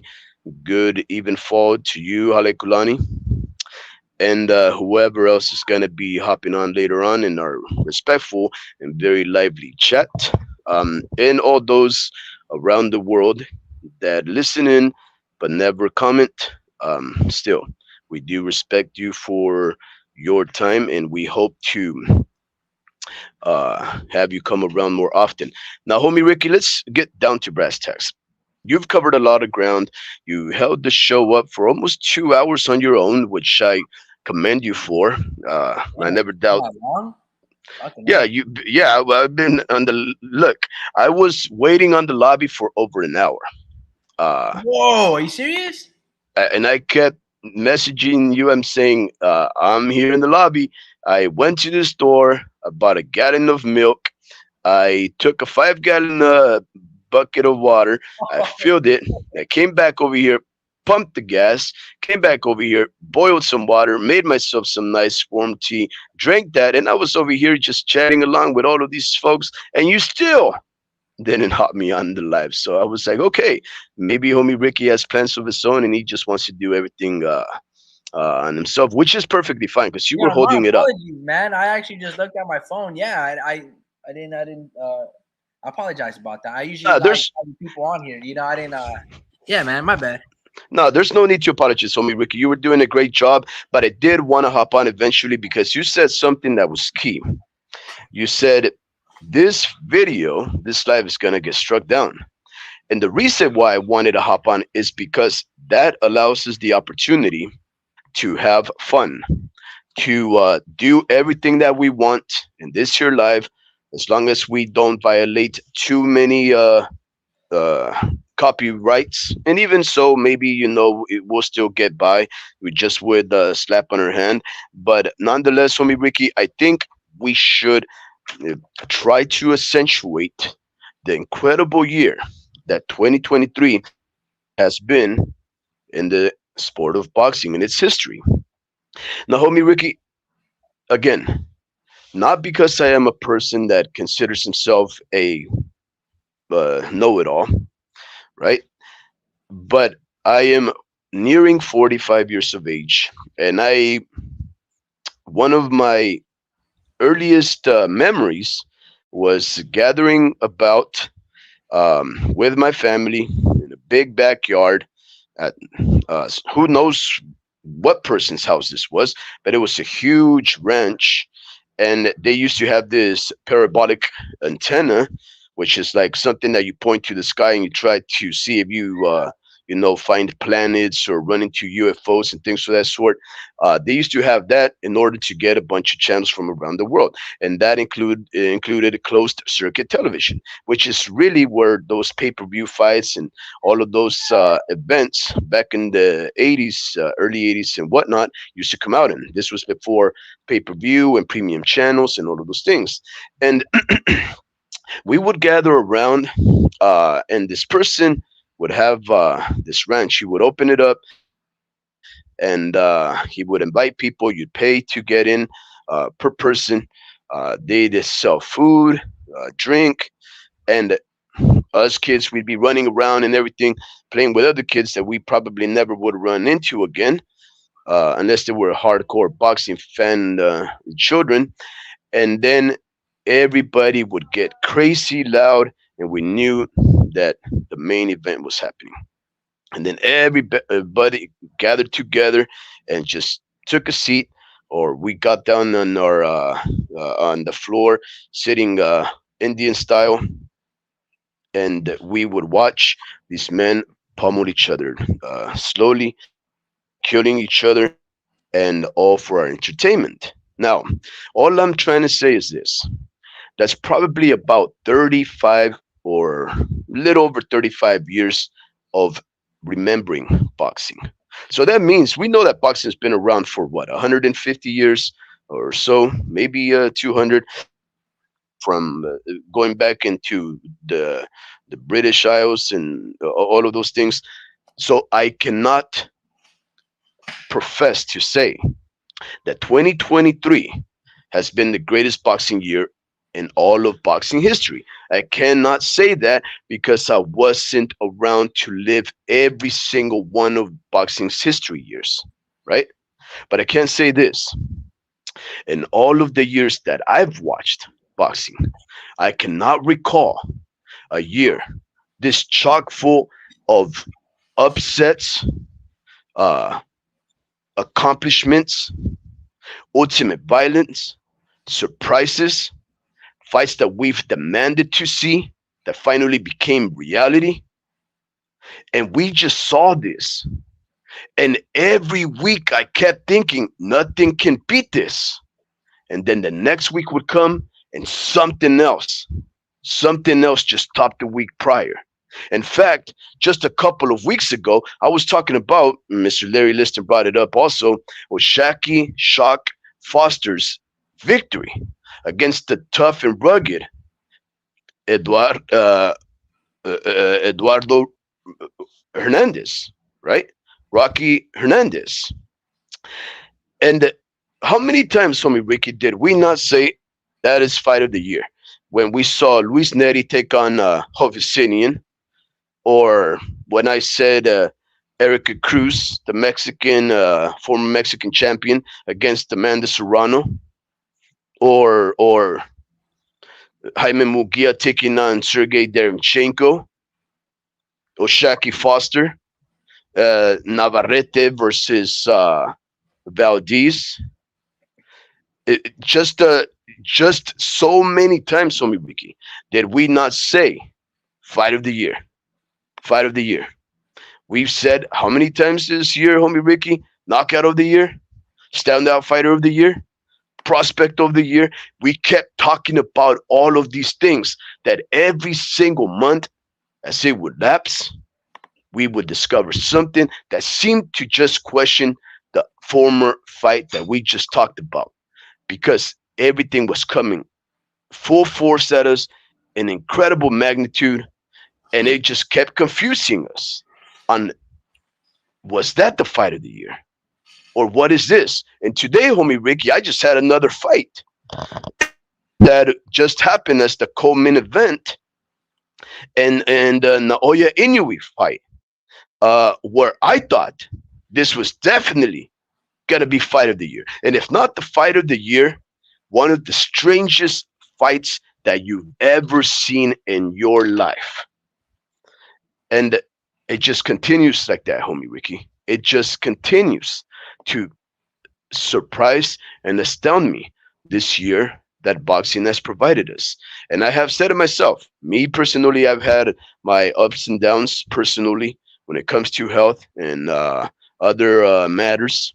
I've, this year was not a victorious one for me, but it was not a losing year for me either. I am even Stevens, right?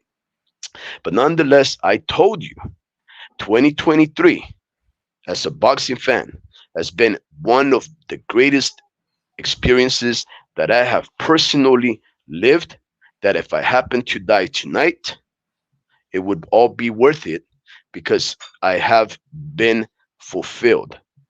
The satiation, the desire that I have as a human being, that I do love others, guys. I do love others.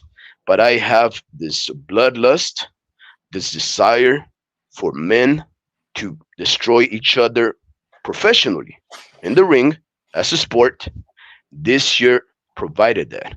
It satisfied those demands to see human beating up on human in order to prove who is right for the sport and for our entertainment. And I thank every single one of those fighters. Now, with that being said, homie Ricky, let's have fun.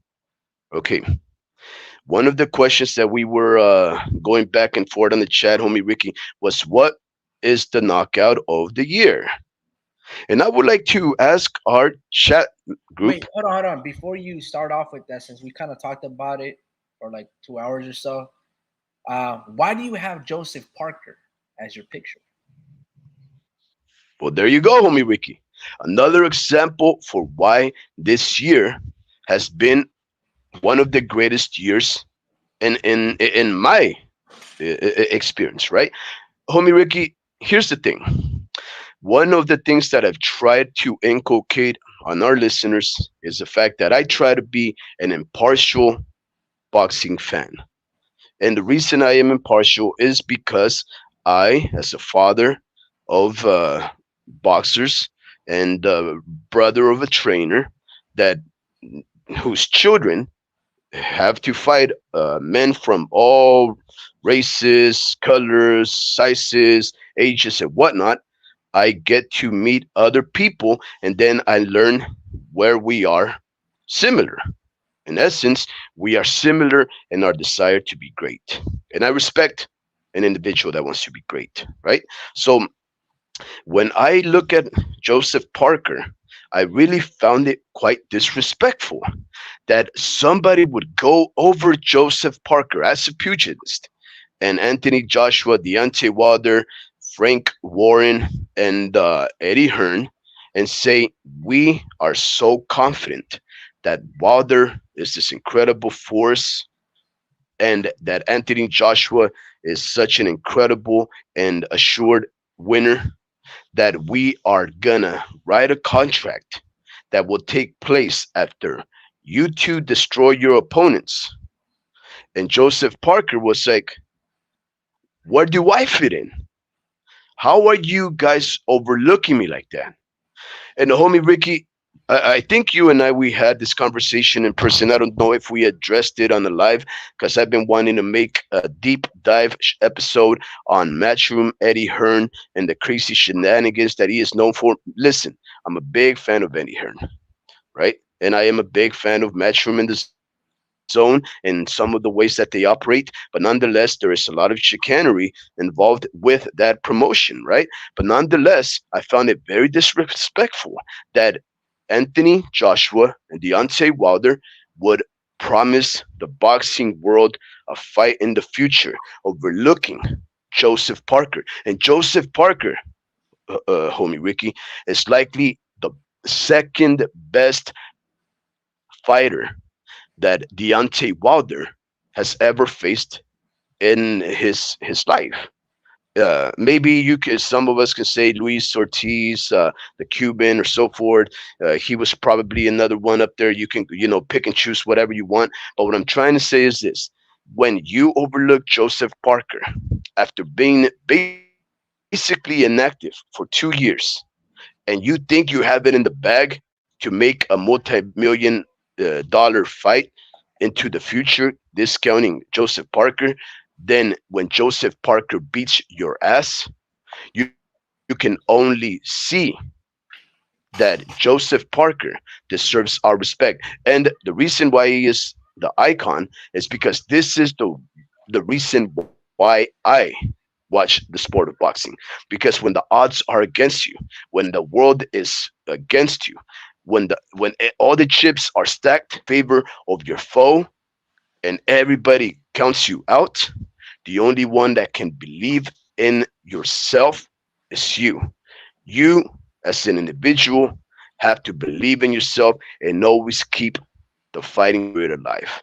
And Joseph Parker believed in himself, and he kept the fighting spirit alive. And because of that reality, he upended the Mega Million plans of all of these players that looked past him and said Joseph Parker is a punching bag for Deontay Wilder, a one-trick pony who is one of the most defensively untechnical fighters in boxing currently. And I just thought it was fitting that Joseph Parker should be my icon. Yeah, no, it's I agree, man. I know we talked about in that last video like 5 days ago. We talked about a lot of things, right? I couldn't make a title, I couldn't find a good title for it, so I just said something that was catchy. Yeah. But yeah, no, we talked about how well, at least I talked about how I didn't want to see Wilder versus AJ because I just that moment that could have been, it plateaued for me. You know, the apex of that fight was when both were undefeated and both had their belts. Since then, you know, Wilder got brutally demolished by Fury, and in some of the fights he did give a good account of himself, but we didn't need to see that trilogy. That second fight cemented it, and Joshua got outboxed with Alexander Usyk, but gave a great effort and account of himself in the second one. So I'm glad that either Otto Wallin or Joseph Parker, I was hoping for one of them to pull an upset because on paper, allegedly, they already had Wilder versus Joshua happening around March 9th. So I'm glad that Joseph Parker, to Larry Liston's point, I'm glad that he didn't just lay down for some money. You know, I'm glad that he showed his skills and he beat the inactive, you know, one-handed fighter and you know, lack of an athlete, if you can say that, on in beating Deontay Wilder. I'm glad that Joseph Parker did what he was supposed to do. You know, sometimes it is a little bittersweet. Sometimes, you know, maybe Anthony Joshua's kicking himself and Andy Ruiz like, fuck, that should have been me that night. Well, yeah, it should have. But Andy, you priced yourself out. And yeah, Joshua, you wanted to fight a southpaw, Otto Wallin. So are you fighting Otto Wallin to fight Zileng Zhang, another southpaw? Or are you still having aspirations to go fight Alexander Usyk and have a trilogy of your own? Because how does Otto Wallin, a guy that you beat in sparring and beat in the Olympics, how does that prep you for Wilder? Why aren't you fighting Filip Hrgovic? Look, man, I'm glad that Joseph Parker did what he did. Because I don't want to see Wilder versus Joshua in the same manner that I didn't really want to see Pacquiao versus Floyd after Marquez slept Pacquiao. Because I was like, now these guys are going to fight scared. They're going to fight different because now it knows what it is to no longer feel infallible. Now they are flawed. And in the past, we couldn't see that. We were like, fuck, dude, it's going to be very difficult to beat Wilder because at any given point, you can be outboxing this dude and then Blair lands that right hand. And then Joshua looked like a full force until he started, you know, getting pieced apart by the Andes and being very timid against Robert Helenius and Jermaine Franklin and company. Look, man, very good. I can understand why you put that thumbnail. Joseph Parker and the underdog position, a 5-1 underdog against Wilder, looked amazing. He fought smart, and like in that fight that we saw with Daniel Dynamite Dubois versus Jarrell Miller, Wow. they did not stop just to get the decision. They were pressing for a late KO stoppage, and that is what I like to see. Yeah. That was fantastic work from Daniel Dubois to get that stoppage, not just a one-sided beatdown, but to KO him. And Joseph Parker tried to do the same thing. I think it was the 7th or the 10th round where he almost had Wilder out. He landed a hellacious right hand right on the kisser, and he just blitzed him with a barrage of punches, left hooks. I think it was jab. on the 8th round, homie Ricky. 8. 8th round. Oh man, it was great to see. Yeah. Or you know, not just settling for a decision. Their trainer Andy Lee spoke it into existence. He's like, dude, we're not just going to outbox. We're gonna walk him down and we're gonna try to knock him out. And that was true. It wasn't just banter. It wasn't just mind games. It was the fucking truth. And that was not only impressive, but extremely honorable to give the fans a show. Hopefully, Deontay Wilder, a defeat doesn't really mean much, but hopefully now and Andy realize, and more fighters realize, stay fucking active. And if you no longer have that drive and passion to continue from the sport, do what Mikey Garcia did and walk away and retire. If that passion, whether it's because you already established your legacy, whether it's you already made $100 million from the sport or 20 plus million, if you no longer have that same passion of a poor man looking to regain something like Joshua has while beating Otto Wallin, and you're slipping and you're inactive for 2 years or whatever the case may be, walk away. Walk away. So, unfortunately, Wilder couldn't walk away. He tried to make fights happen in between, and Andy priced himself out, or whoever all these fighters priced himself out. So I understand that he was trying to get a fight. But what you don't do is are inactive for 2 years, and then you fight an active fighter like Joseph Parker, who was a top 15, top 10 heavyweight, and you look the way you look. This is not the time to experiment being an outboxer with Malik Scott and try to do something you've never are or you've never been in your fucking 50 fights of your career. This is not the time where you experiment, try something new when you're laid off for that duration of time. So it was very interesting, and I'm glad that Wilder didn't make any excuses. You just, I can say that he was in a hyperbolic chamber or some other nonsense, but I don't think that came out from Wilder's mouth. I don't know. I don't really watch a lot of these interviews. Not the fact that I don't care really. Like, it's just like I know what I saw when he, put two and two together, whatever. But Joseph Parker was the underdog, where maybe he shouldn't have been, and he gave a great performance. And now I'm excited to see if Joseph Parker will avenge that loss to Joe Joyce, who's coming off 2 defeats and brutal KOs by Big Bang Zhang. So on that note, let me just segue into reading these comments really quick. Yeah, but that's the other thing I wanted to tell you, homie Ricky. There should be no world where Joseph Parker is a underdog by 5 times to a 2-year laid off Deontay Wilder. There shouldn't be. And the reason that happens, homie Ricky, is because for the most part, a lot of boxing fans are ignorant, or they are Amerocentric, or they are, just people that casually follow the sport and just go off the hype based off the promotion and the eyes and the access to fighters, right? That just basically means that they are selling us a product. But in order to know really what is going on in the sport, you really do have to look past the news, because they're selling you something. It's not necessarily the guy that's coming out of the news is the best. They just, whoever the powers that be, have more money invested in that agent of violence over the next guy. But Joseph Parker was never a soft touch for anybody, and he's only lost, I think, to Anthony Joshua, and well, maybe you can correct me, homie Ricky, but I think he may have beaten Andy Ruiz Jr. or maybe lost. Joe Joyce.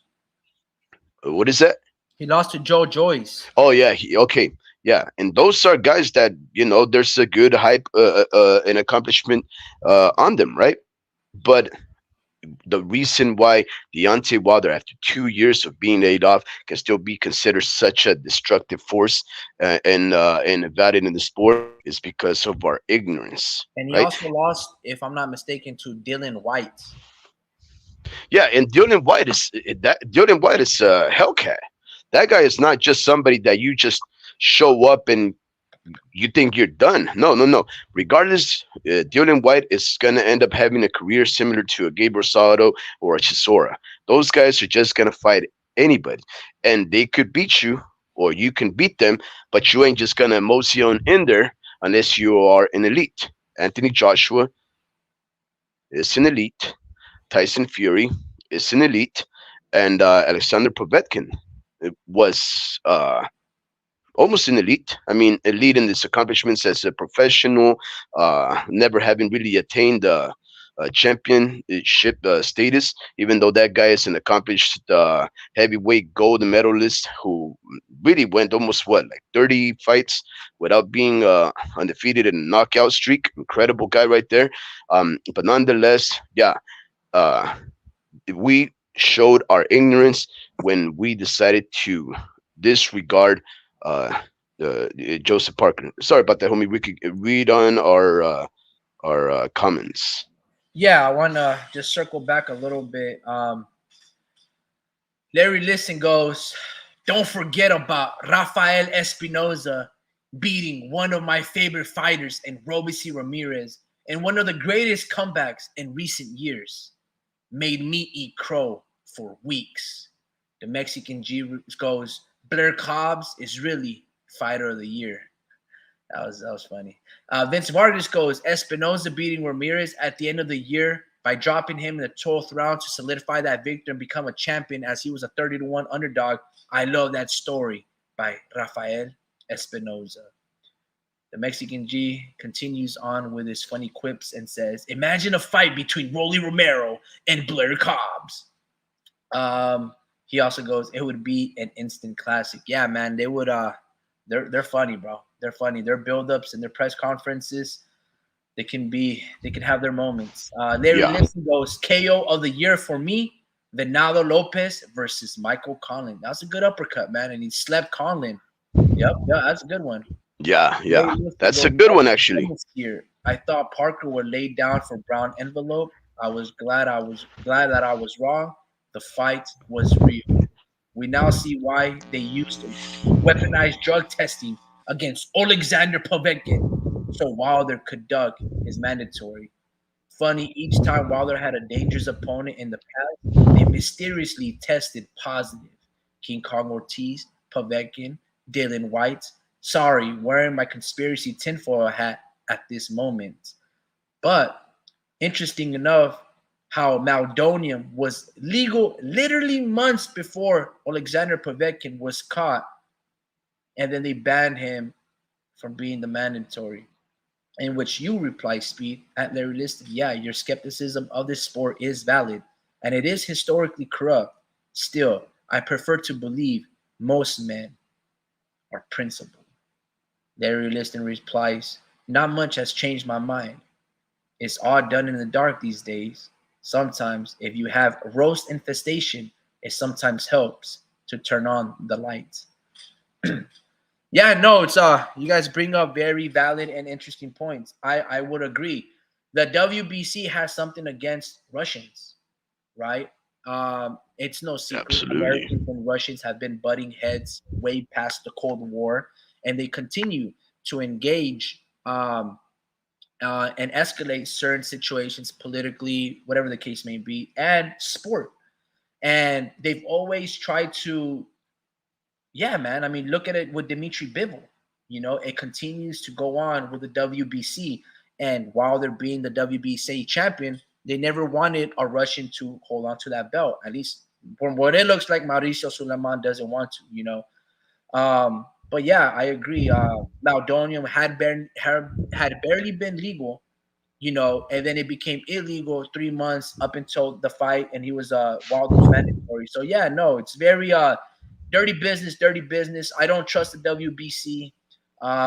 It looks like they can just, you know, snap their fingers and then, you know, they get people to dance, and I don't understand. You know, it's I don't know why a modern day fighter, right, would want to hold on to a WBC belt.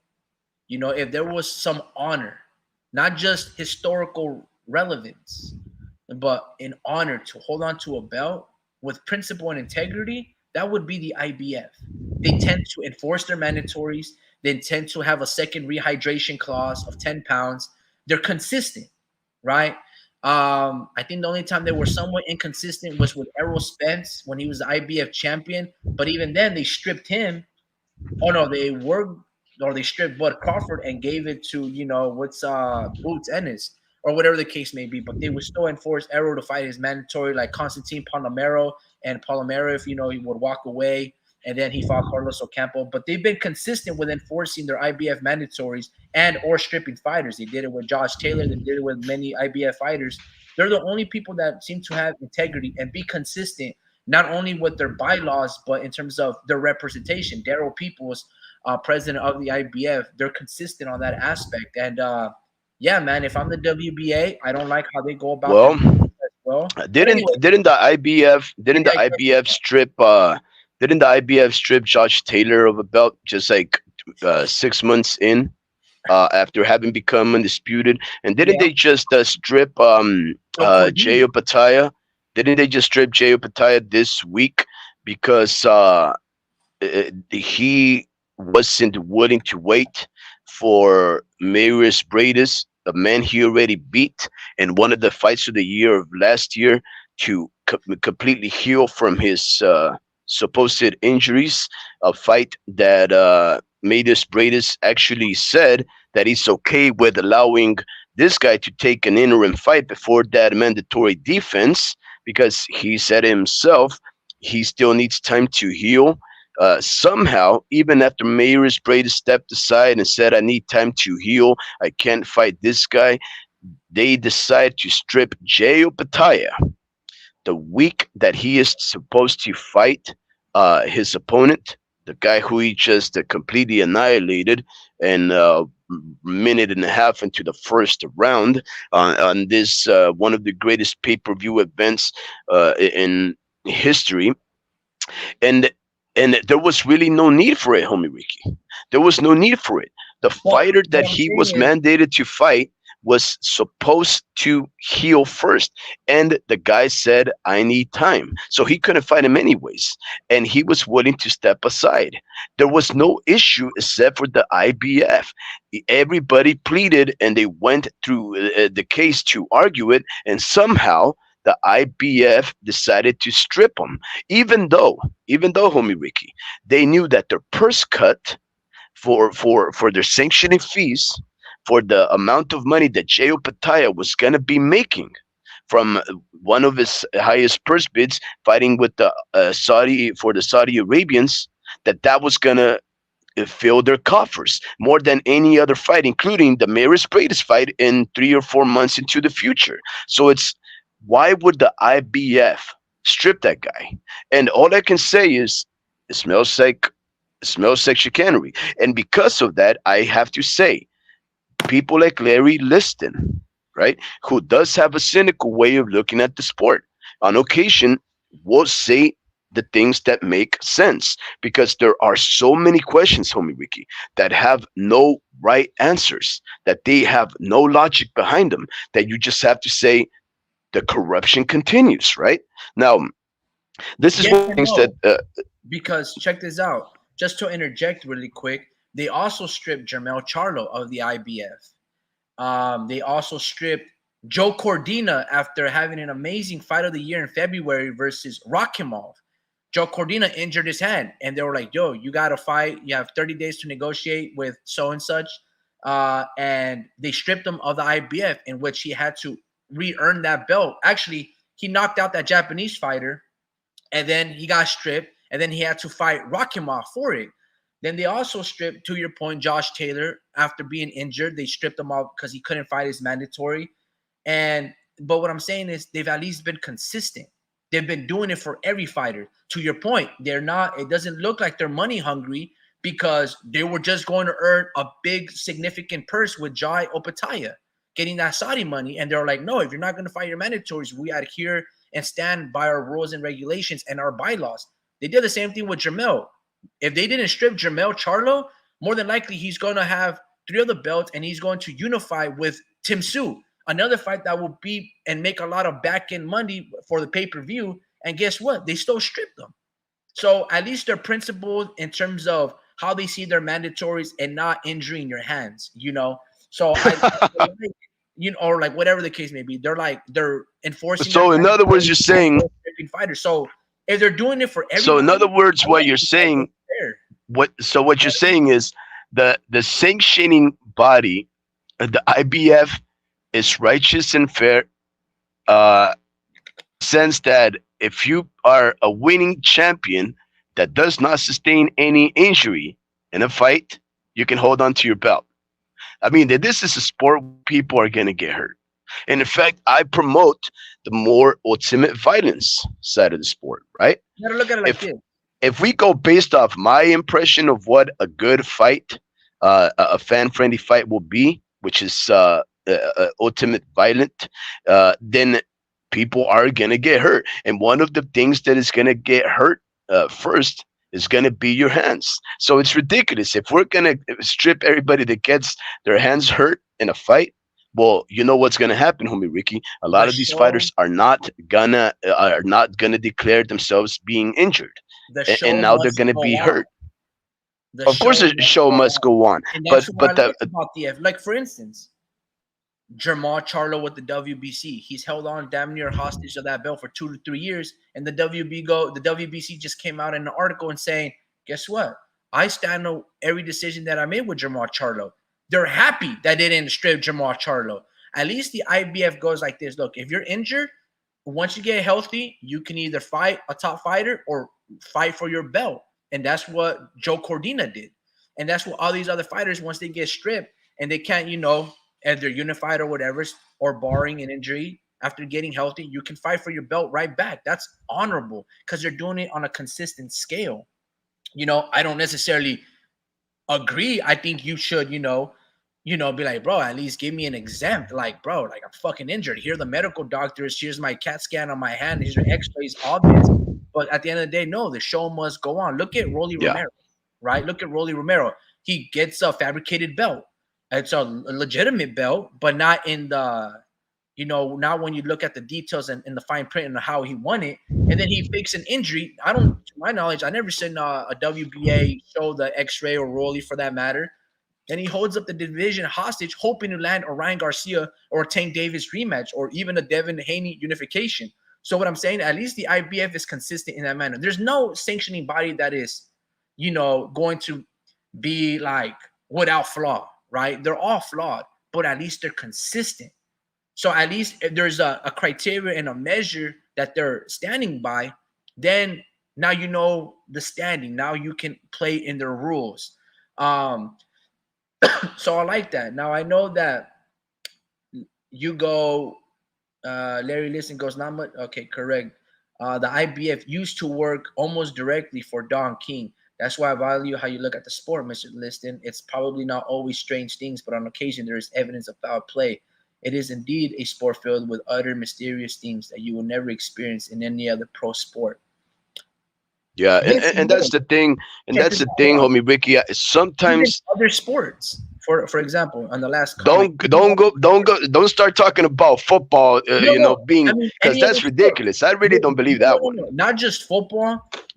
There's always rules being changed for the offense. Not just baseball with the steroid era and pitching and making the pitching clock. Not some with basketball with the refs and organization. There's always that. There's always corruption in every sport with legalized gambling. It's always going to be there because it has to fit the story. But look, man, nothing is going to be perfect. But at least the IBF, because I forgot which sanctioning body it was that was being investigated by the government. It might have been the IBF. Because it's ties to Don King. And they had to do a complete makeover. And since that makeover, guess what? They've been the most consistent, right? I would like for the government to investigate the WBC for its utter conspiracy to, not give Bivol an opportunity to become a champion. The way that they treated and not being sued by Teofimo Lopez for calling me a franchise champion, and then that title never exists, or not giving Aldonium proper time to get it flushed out of my stomach for Alexander Povetkin. The WBC needs to be investigated like the IBF once was investigated. Yes, sir. Clean up their act. So it's not just the IBF. The IBF has been the cleanest. Well, until recently.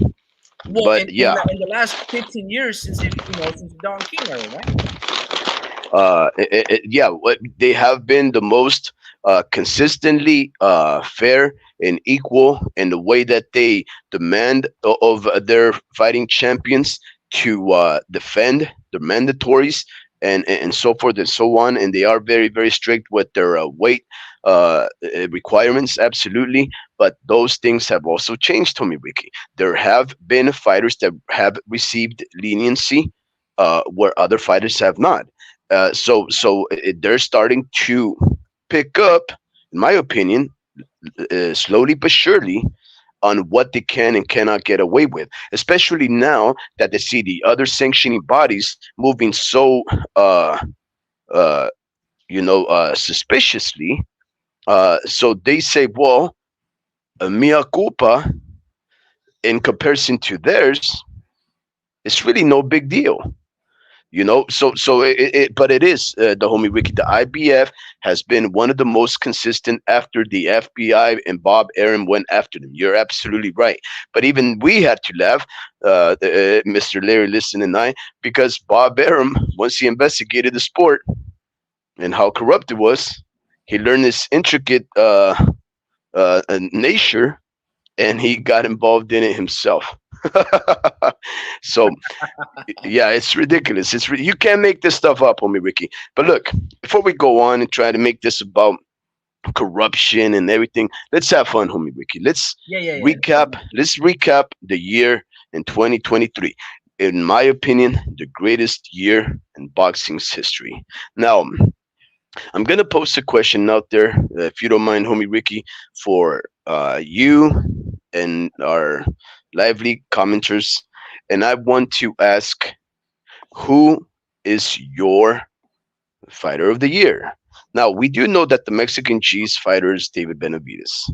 I would like to know who Mr. Larry Liston finds to be his fighter of the year, and Mr. Vince Vargas, who he thinks is his fighter of the year, and Hali Kulani, who is their favorite fighter of the year, right? Because your fighter of the year differs, does not necessarily have to be the one that was involved in the fight of the year, right? And I propose, homie Ricky, because I found a little website that compiled the knockouts of the year, that we look at those knockouts of the year, and then we also ask you guys, what is the knockout of the year? But let's just ask, who is your favorite fighter of the year, right? And Yeah. So let's actually talk about a little bit the former in what you just stated that you found a little website. I found something too, Boxing Writers Association of America. uh, And last year, 2022, Dimitri Bivol was fighter of the year, right? Because he ended up beating Canelo and Zurdo Ramirez. He beat pound for pound fighter Canelo, and he beat 47 and 0 undefeated Gilberto Zurdo Ramirez, Bivol, right? And what basically solidified Bivol is he followed up the amazing performance versus Canelo. Um, Even though Canelo was moving up in weights and whatever the case may be, he pitched a shutout, beat a pound for pound number one, and then he followed it with an even better performance, a one-sided outboxing beatdown on Zurdo, right? The year before that, 2021, Canelo Alvarez became undisputed, fought three undefeated fighters, collected all those belts, became undisputed, right? Caleb Plant, so forth. And then the year before that, 2020, Teofimo Lopez, beating Lomachenko and so forth and company, Richard Comey knockout. And then prior to that, 2019, Canelo. And then in 2018, Alexander Usyk. Followed by Vasily Lomachenko, Carl Frampton, Floyd Mayweather, Terrence Crawford, Floyd Mayweather again. Those were the fighters of the year.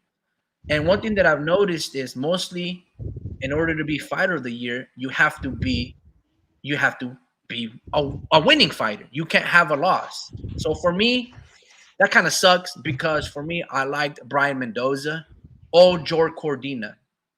I like those fighters to be my fighters of the year. I liked who Joe Cordina engaged in two amazing fights, one with Rakimov down right here, and then he followed it up with a great performance versus Eduardo Vasquez from Fort Worth, Texas. Right yeah, here. that was a good fight. And both of the fights were fight of the year. Very entertaining, very Yeah. competitive, very technical, high Mhm. scored speed, power, grit, resiliency, all that. But Mhm. even for that, I loved what Brian Mendoza did. You know, I think it was you or Larry Liston that put out Junto Nakatani. I think Vince Vargas said Bernardo Lopez KO with Michael Conlon. But for me, the knockout of the year was Brian Mendoza's 9-1 shocking underdog on Sebastian Fundora. Then he followed it up with going across the pond to Australia and showing toughness, grit, and a great sense of survival, but perseverance, of punishment. Brute force of Tim Tszyu throwing a gazillion punches, and Brian Mendoza is still fucking in that fight. Even though he lost, I was like, bro, this is fight. Not only did you get a knockout of the year contender, but you're giving us a fight of the year and for both fights. And I'm like, bro, I've never seen a fucking fighting spirit like this in a Yeah. really long time. You Yeah. know, with two amazing fights. So I'm just like, damn, Brian Mendoza, bro, shout out to you. I think people are going to forget the amazing run, but he beats almost everybody in my opinion because of, like, if we look at all the fights, Jaime Munguia engaged in a fight with Sergey Derenchenko. That's a contender of fighter of the year as well. But Jaime Munguia was a favorite in that fight. Bud Crawford versus Errol Spence. That was damn near a 50-50 fight. I think it was a little favored to to Errol Spence. But most of all these fights, the favored fighter won. Brian Mendoza was not a favorite fighter in either of those two bouts. And he showed you why he deserves to be mentioned. Even though he went 1-1 of the year. So, just by looking at the Boxing Writers of America Association, they're probably going to go with Emmanuel Navarrete, a Joe Cordina, a Tim Tszyu. They're only going to go with winners. But the effort and the resiliency to never quit, even when the going gets tough, of Brian Mendoza, I hope he gets respected and wins one of those awards. I think for me, it would be Brian Mendoza. And obviously, in terms of just winning out all your fights, I would probably have to give it to Tim Tszyu. I was really impressed by the way he looked.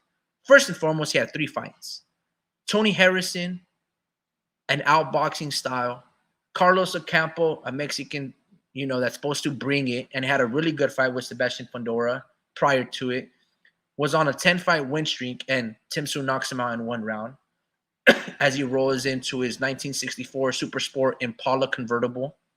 And then he followed it up with fighting a guy with a lot of momentum, dangerous and obscure name, and Brian Mendoza, and beats him. So most likely for me, Tim Tszyu would be fighter of the year. But yeah, man, it was incredible. As someone mentioned, Junto Nakatani, I would probably give that to KO of the year. But look, man. Well, I questioned that one, homie Ricky, in the recent. Yeah, look, the Junto Nakatani knockout, and actually, you know what, homie Ricky, I'm gonna lead you to the Sportster, if you don't mind. The Sportster, just one word, 10 best boxing knockouts of 2023 ranked. And I want you to see it. Maybe you can Google that and bring up that website there so that we can see what they have compiled to be, the 10 knockouts of the year. And It's called what? Sports? The Sportster. 10 knockouts of the year 2023, right? 10 knockouts of the year 2023 or whatever. And I thought about the Junto Nakatani knockout of Andrew Maloney, which was for a belt. And the other day when we were having it live. Okay, I don't know if it was an article or of see, if it's, I have to update the time. Like I said, I haven't updated my computer for a really long time because they're gonna make me pay for my What? word processor, Excel. No, it's because I haven't updated this computer like in 7 years. That's ridiculous. No, it's not ridiculous because, like, when I bought it is ridiculous. You have to update your crap. I've explained this in the past. 10 years ago, I bought this computer and I bought Microsoft Word processor from Best Buy. And each year I just had to update it and the program's updated. Well, now in this app-driven world, now you have to pay a subscription for Microsoft Word Processor, Excel, PowerPoint, and Outlook. And I'm not gonna do that because I paid $150 for all those 4 programs because I needed it for college. I don't know what the heck that has to do with Googling something So called the if I 10 Google boxing a knockouts of website, hold on. 2023. Listen, if I Google a website like Sportster, the Sportster, and I click on it, look what pops up. It says your clock is ahead, and it can't establish a secure connection because your time is incorrect. Wow. That's I'm not gonna ridiculous, update bro. my computer because like I'm gonna lose access to programs that I paid for. You feel me? So I can't. You got to read it off your phone or something. That making sense? What is so I was saying about the Junto Nakatani. Junto Nakatani had knocked down 2 times Andrew Maloney in the course of that 12-round fight, right? And then about 30 seconds remaining, he lands that crazy old punch. I think it was the left right hand that just hits Andrew Maloney coming in. He hits him with so much force that he stops him in his tracks. He tips him back. He makes him fall. It was a devastating knockout. Now, the reason why I don't say that that's the knockout of the year was because he already had his opponent injured, right? So I do agree with you, homie Ricky, that perhaps something more akin to Brian Mendoza knocking out with 1 punch after being himself what I saw to be, and even though it was a competitive fight, he was doing some good stuff, a dominant performance by Sebastian Fundora for him to still muster the energy, the power, and the fighting spirit to hit that incredibly technical punch where he extends his hand upwards and then he curves it in at the right height, at the right moment to clip Fundora in the chin with that much force to knock him down in 1 punch, make that man hit the back of his head and just sit there. I think that's more akin to a knockout of the year. And yes, something to like what who's the one who brought up the knockout of Conlon at the hands of El Venado. Who I think that one was another good one. But yeah, maybe you're right, homie Ricky. Maybe you're right. Maybe Mendoza knocking out Fundora was the knockout of the year. I remember going crazy when I saw that, though, for sure. But just to remind you, even though you can't access this, apparently these were some of the best knockouts of the year. Tim Tszyu knocking out Carlos Ocampo. I don't think it was too impressive. I think it wasn't like a 1-punch knockout, right? It was just like he knocked him down, he got up, and then he stopped the fight. There was Anthony Joshua versus Robert Helenius. That was a devastating knockout, actually. Arthur Beterbiev knocking out Anthony Yard. Crawford versus Errol Spence. Ryan Garcia, Gervonta Davis. No, I could because again, there was no. We're talking about. We're talking about the. Anthony Yard was doing a great job sticking and moving and punching and showing his speed and athleticism versus Artur Beterbiev. Remember, the same Anthony Yard was beating Kovalev. Then he gassed out because he has really big muscles and he didn't really pace himself.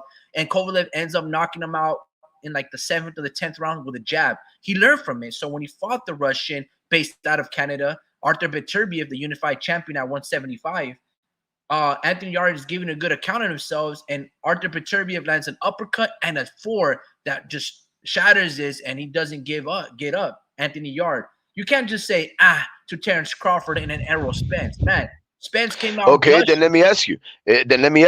Anthony and you can't just bypass him. Well, no, it's simple. It's simple. Which knockout is more impressive under the circumstances? Is a knockout artist like Beterbiev knocking out in the way that he did Anthony Yard Is it more impressive than Brian Mendoza knocking out Fedora?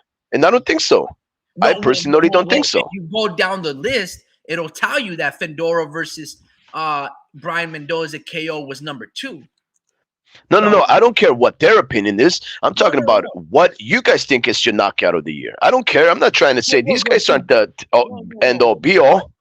but I know, but you went through. You wanted to go through Sportster or the Sportsters for the recollection. So recollect the details of the fight, bro. What's wrong with you, man? No, no, no. The recollection, but not necessarily for their recommendation.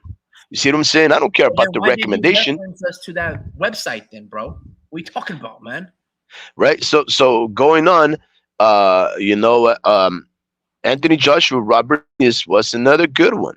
Anthony Joshua was having, some success, against Robert Helenius, but even though he looked very skeptical and he was still in that state of mind that made him reluctant to really trust his power and just go out there for broke until he decided to, and then that's when he ended up knocking out that man, that huge, heavy man.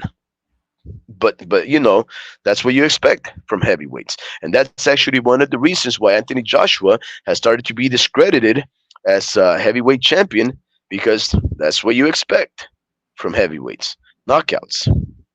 So I don't know if we can go on and say a heavyweight knockout is going to be the knockout of the year, just because, again, homie Ricky, you sort of expect that, and because the bigger and heavier they are, the bigger the knockout it'll seem. Now, Terence Crawford and Errol Spence, in my opinion, doesn't even make the cut at all. Why? Because that fight was not it was not competitive in the least. And when I think of the knockout of the year, it has to be a fight where where both of the fighters are competitive, when both of them can hurt each other, where one guy, especially like in the case of Brian Mendoza, he's losing, but he still has to find a way to win it, right? And then, in fact, I think the only way that Brian Mendoza was going to win, if I'm not mistaken, homie Ricky, was via knockout. Because I don't think he was going to get the point decision, especially the way that he was getting completely devastated physically at the hands of Sebastian Fedora. So that is a miraculous knockout, one punch knockout, right? Ryan Garcia, Gervonta Davis doesn't make the cut. Why? Because none of those guys are champions. The stakes, Whoa. the stakes ain't high enough. The stakes ain't high enough. Ryan Garcia is not a good enough Ryan Garcia is not a proven competitor enough, or even a skillful fighter enough to say that anybody should be impressed that Gervonta Davis knocked that guy out. Are you impressed that Ryan Garcia lost to Gervonta Davis? Man, my guy, bro. Oh God, are you gonna credit Ryan Garcia like that? Or Gervonta Davis for weight catching and weight draining Ryan Garcia, homie Ricky? Are you gonna go there? Are you gonna go there? No, I'm not going to go there. But Alrighty then. what I'm going to tell you is this. Okay, first and foremost, none of these fights produced images as badly as Bud Crawford put, just brutally annihilated, okay? Disfigured this man's face. Not Joe Joyce getting slept by Zilane Zhang, not Tank Davis KO Ryan Garcia, not Junto Nakatani when he knocked out, Andrew Maloney, not Naoya Inoue when he slept Stephen Fulton. None of those gave you an ass beating that Terence Crawford did to Errol Spence in that manner. I disagree. I'm not trying to be, hold on. I'm not trying to be insensitive, right? I disagree. Hold on. But this felt like a modern day lynching of Bud Crawford. Unless you can tell me, right?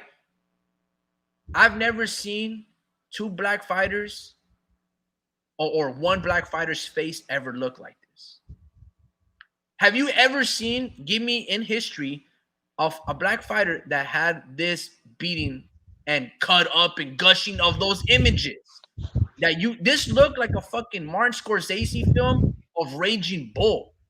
Yeah, so I don't, homie Ricky. But if you just Anybody remove, in the comments, I give look, me a fight between no, two that's black fighters that's a where good the point. one fighter's face looked like this, where B Hop or Roy Jones or James Toney versus and company. Give me a fight, and I'll go look at it. And if you compare this beating, bro, look at these images, bro. Yeah, Look, that's okay, homie Ricky. You're right. So, but the only novelty there, the only novelty that you're bringing up, the only novelty that you're bringing up is that the fact that they're black. But if you just take out the word black, in terms of relevance, in terms of undefeated fighters, in terms of prime fighters, in terms of undisputed. okay, you said- now you're making sense. Hold on. You said Ryan and Tank. That's not knockout of the year because there's no belts on the line. Well, this had Yeah. hold on, this had significance. This was Niners versus Baltimore Ravens, 11-3, number 1 versus number 1 in Christmas prime time when the whole world is watching with their families, and they see Brock Purdy throw 4 picks. They saw Errol Spence get dropped 4 times. The whole world was watching. What fight that you can tell me had this fucking impact? Exactly. Nothing. I hear the typing in your background. You can't tell me. What? Because No, it I never was happened. drinking some Hold on, cough syrup. because it I'm not never typing happened. nothing. Hold on. What do you think I'm researching? Is that you think I'm gonna bother to research? Look, all I'm trying to tell you is this: the fight wasn't competitive enough for me, Ricky. That's it. That's it. That's simple. From the first round, it wasn't competitive enough. The first round, Errol Right. Spence won it. The second round, Errol Spence was winning it. Errol Spence won it off what? Throwing off balance jabs? Listen, no, look, he was winning Off the first round, balance jabs? and he That's was it? winning the second round, and so Bud Crawford caught and shot. With a jab. Listen, When he knocked down his opponent, the homie Ricky, he knocked down his opponent with a jab. Listen to me, but that doesn't matter. Sergey Kovalev. When have you seen any prime fighter that's worth a squat get knocked down by a jab? Let me tell you. The first jab he lands. Okay, dude. Sergey Kovalev knocked out Anthony Yarde with a jab. Vanes Martirosyan knocked down Demetrius Andrade with a jab. It happens more often than you know. So what I'm trying to tell you is this. What happened in that second round, which Errol Spence was winning, he threw a jab to the body. All right. Bud Crawford was like, fuck it. I'll do a better trade-off. You're going to jab to my body. I'm going to throw a 2-1 to your face while you're off balance. The jab didn't even hit Errol in his face. It hit him on the side of the neck. But the force of the imbalance and the perfectly timed shot dropped Errol to his feet. That's what happened. From that point on, the third and the fourth round, we're still in the fifth round. We're very competitive. But you saw Bud taking control, snapping Errol's head back even more so. And then something happened in the seventh. Errol was bringing on late, throwing body shots to Bud Crawford. And he throws a fucking wild 4 that hits Bud Crawford.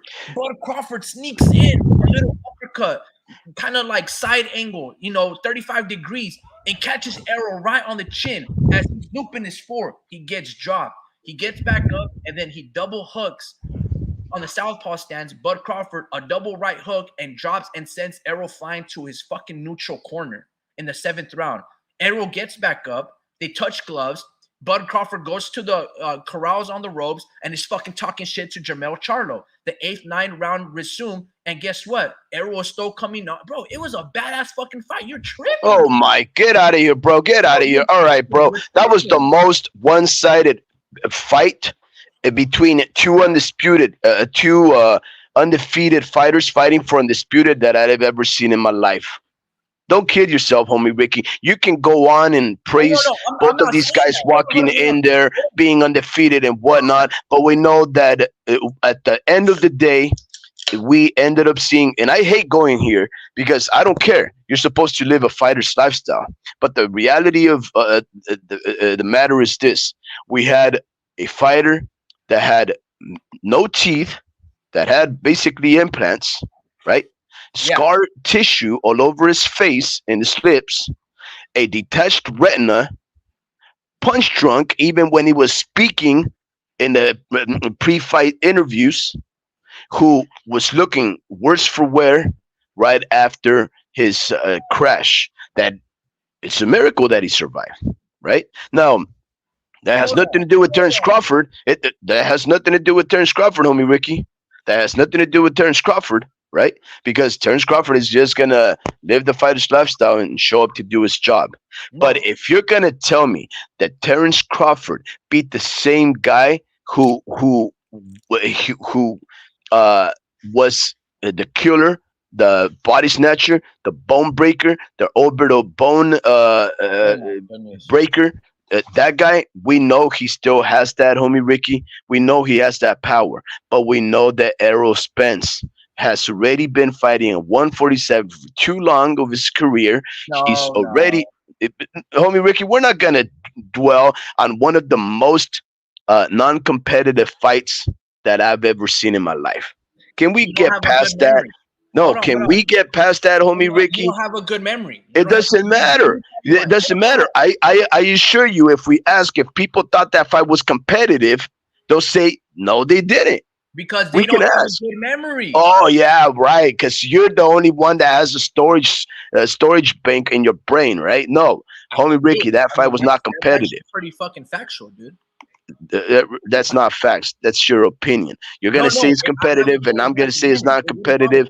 And there's no way you're gonna say that the knockouts of of uh, of uh, of the knockdowns that Crawford gave Errol Spence were knockouts of the year. That's not even. That's not even something that we should consider, right? I Okay, think you're hold on, right. I hold think on. I'm just gonna go with Catch your Brian breath. Mendoza, Sebastian Hold Fundora. on, hold on, hold on. Catch your breath. Let me actually respond to a few of your ridiculous statements. One, and first and foremost, yes, Errol Spence broke orbital bones. Yes, he gave fighters hematomas. Yes, he was stopping all of them. But in those three championship bouts, he was getting beat by Kell Brook. And then hold on. Then he eventually stops some. Hold on, I'm sipping my soda. He beats him and stops him late. Sean Porter was a split decision.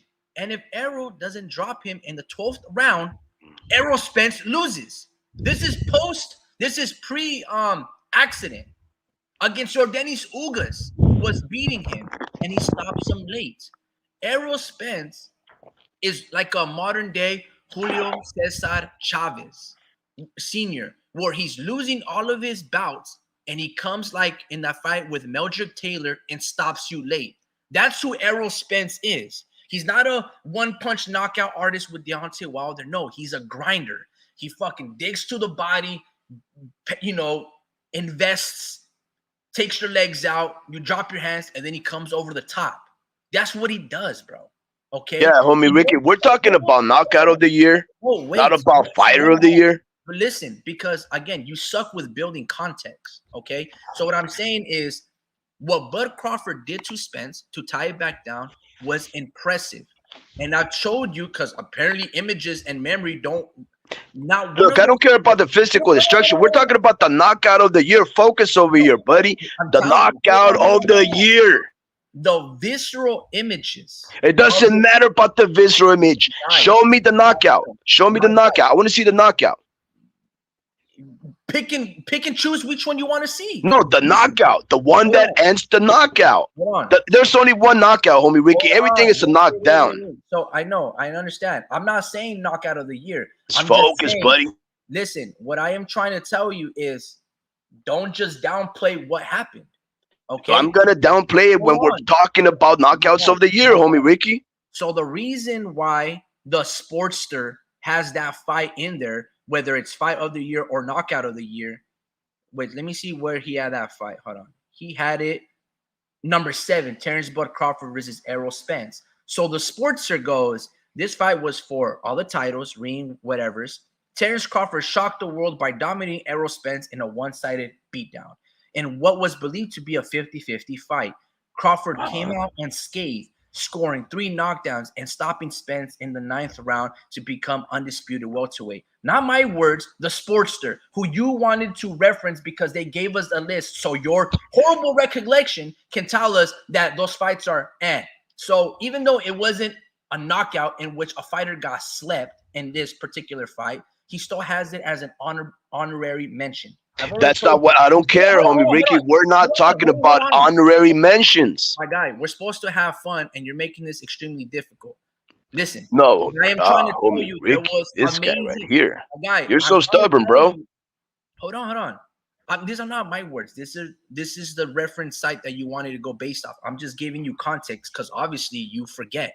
So what I am trying to tell you is this was impactful of a fight. Those knockdowns were crazy. All right. It might not be the knockout that solidified it. I get it. I already told you. Yawn.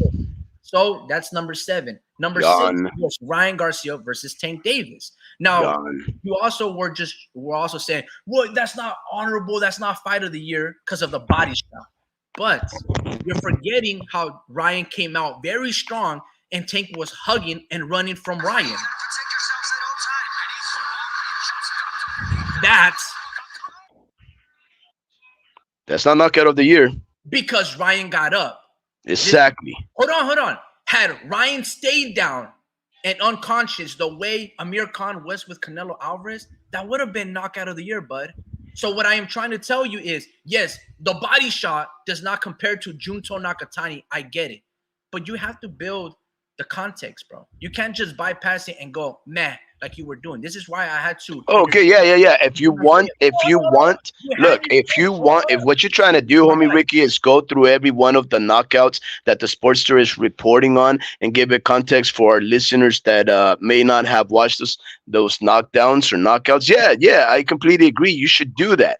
But when I was trying to go through the list to determine, in my opinion, which was the knockout of the year, I'm not gonna ponder the ones that I already know are not my knockouts of the year. I'm going to go to the one that I think is the knockout of the year. That's what I was trying to do. You can give it all the context you want, but at the end of the day, there's only going to be one knockout of the year, right? Not many knockouts of the year. Let's show these knockouts or knockdowns just so that we can give a good recap for the year. Hit that one right there, homie Ricky. But Yeah, you were hit that one right there. Yeah, all right then. Now I understand what you were going off on, but you were completely missing the point. It was knockout of the year. I didn't know you were wanted to show the videos, but let's do that. Show the knockout that ended that fight right there, homie Ricky. The Ryan Garcia versus Tank Davis.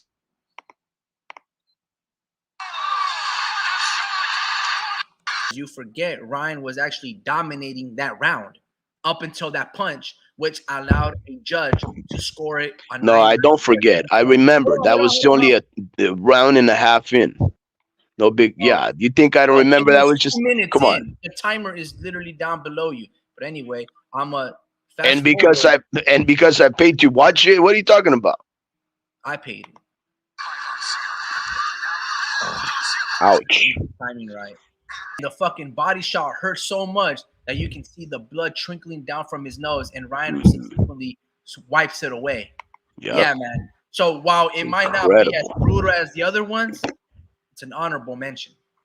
Yeah. No, without a doubt, homie Ricky. Anytime anybody gets seriously hurt, obviously, and to tell you the honest truth, even that Sebastian Fundora versus Brian Mendoza fight, the one thing that it really was missing was the significance. Oh yeah. Ouch. Oh. Ooh. Ow. Oh my God. Oh my. Okay.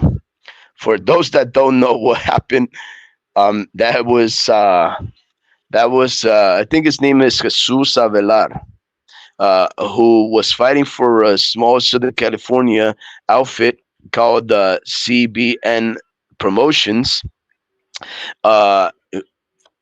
They contracted a Filipino former PBC fighter and Mark Magsayo. And look, Mark Magsayo, regardless of what anybody thinks, he's a world-class fighter. And Jesus Avelar, if you think about it, he's a good regional fighter, right? He can get some work in on the television and whatnot, but he's not a C class fighter. He's not a B class fighter. He's definitely not prime world class fighter. You put him up against somebody as experienced and as masterful as Mark Masayo. This is what's gonna happen. Hit that, homie Ricky. If you can hit in the slow mo, ouch! It's because that goes too quick. Oh,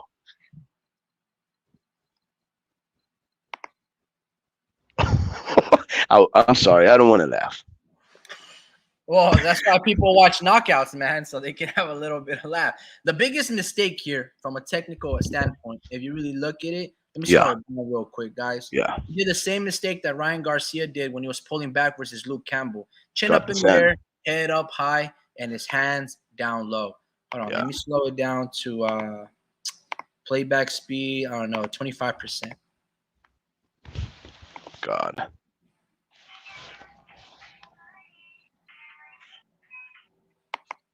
Boom. Oh my. Head up in the air and hands down low as he's retreating. Now, what set that up was obviously Isaac Avelar did not want to be Isaac. trapped in the corner. He did not want to get blitzed by Mark Mixayo. Look what Mark Mixayo does. Not only does he feint with his hands like he's going to throw a two, but he uses that two to propel himself in an athletic stance to hop to the side, and that's where he throws that left hook. Now watch it. Boom. Oh To my get God. squared Look at up that. and hop and throw a left hook Oh.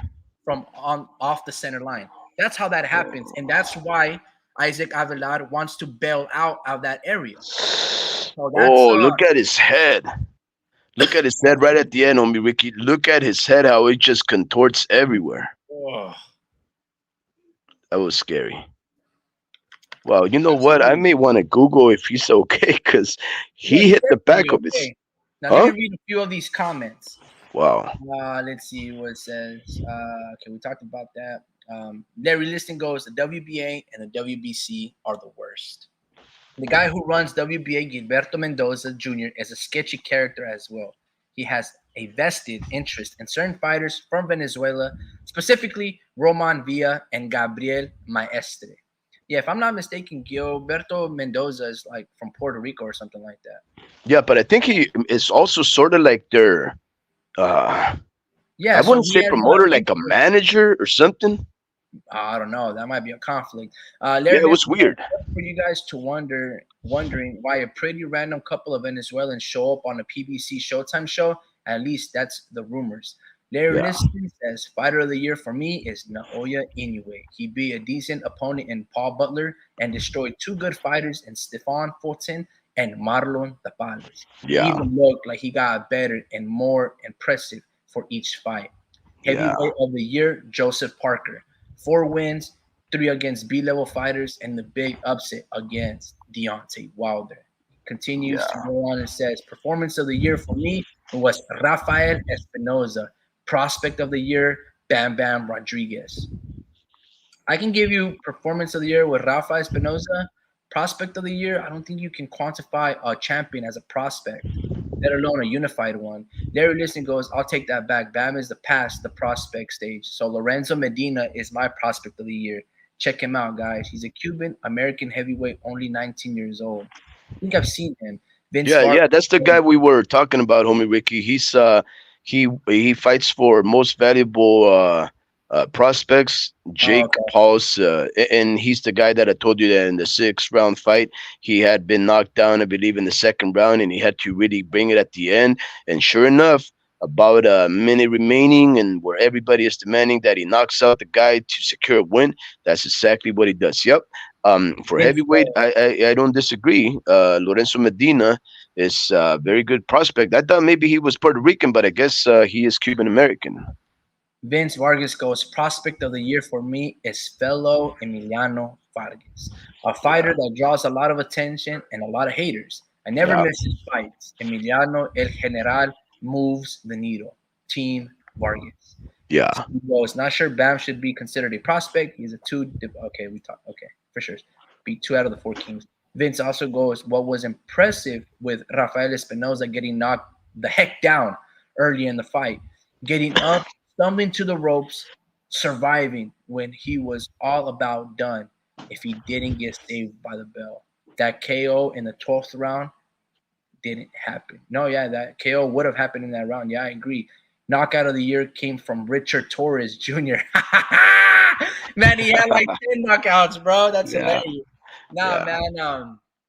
Yeah, no, those are very good points. I would put Emiliano Vargas up there for prospect of the year, right near um Abdullah Mason. Abdullah Mason, the guys that we talked about this in the past when I did the Emiliano Abdullah Mason fight. Those two kids look amazing fighters. I believe they're still both 19 years old, and they fought basically 5 times. But the guys that Abdullah Mason is beating, they're tough dudes. He's beating guys from Salinas. And guys like Justin the Stallion Cardona. So I'm gonna give it a little bit to Abdullah Mason. But yeah, man, I can't disagree.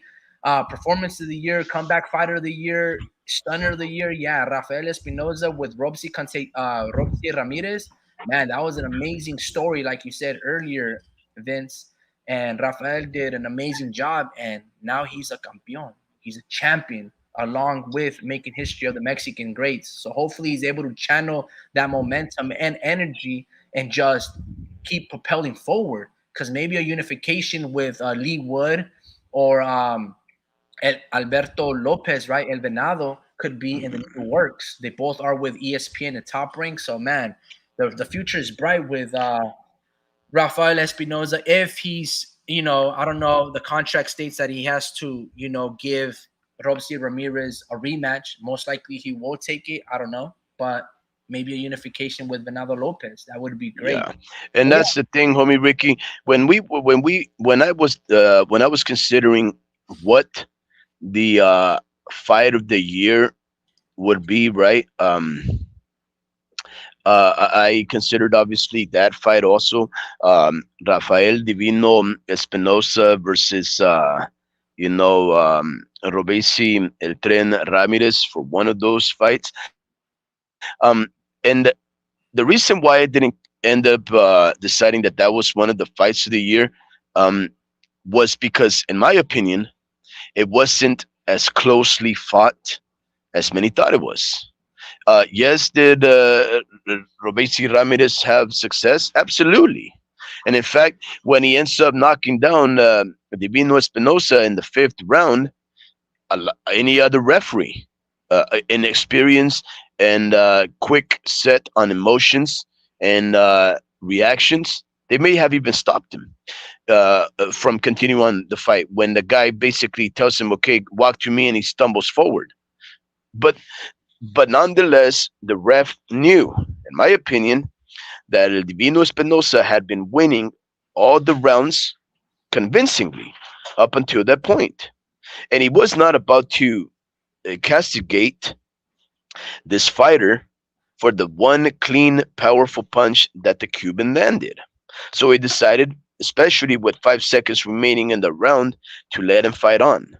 Now, there was a momentum change, and after that knockdown, that Robesi Ramirez started to win a couple of rounds back to back after he got him in that 3rd, but it wasn't like they were easy rounds to give to Robesi, because the Mexican, especially if you see the 6th round, he still came back. Even though I believe that I gave those next few rounds to Robesi, but nonetheless, after a few rounds, here comes the Mexican giving heck to the Cuban former Olympian, right? And we are talking about a fighter, homie Ricky, that has fought 20 nobodies. A lot of those nobodies have upside down records. So for Rafael Espinosa to be a 14-1 underdog or whatever it was, to come over here and beat the odds, and not only beat the odds, but in my opinion, convincingly beat Robesi Ramirez, that does not make it a fight of the year, because he was too good.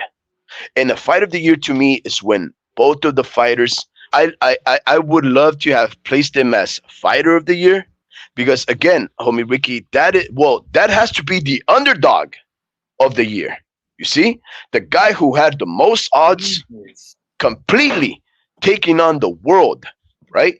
With 14 or some odd odds against you, 14-1 odds against you in their side of the world, in Florida, where a bunch of Cubans and Puerto Ricans are screaming against you, and you have fought nobody world class level, and you're fighting a former Olympian and the heavily promoted fighter, Robesi Ramirez, and you go over there and you pummel him like that, and not only that, you still continue to fight to knock him down just to secure the win, to make sure there is no chicanery. And remember, homie Ricky, even after all that was said and done, it still took nearly 10 minutes for the judges to give and render their decision.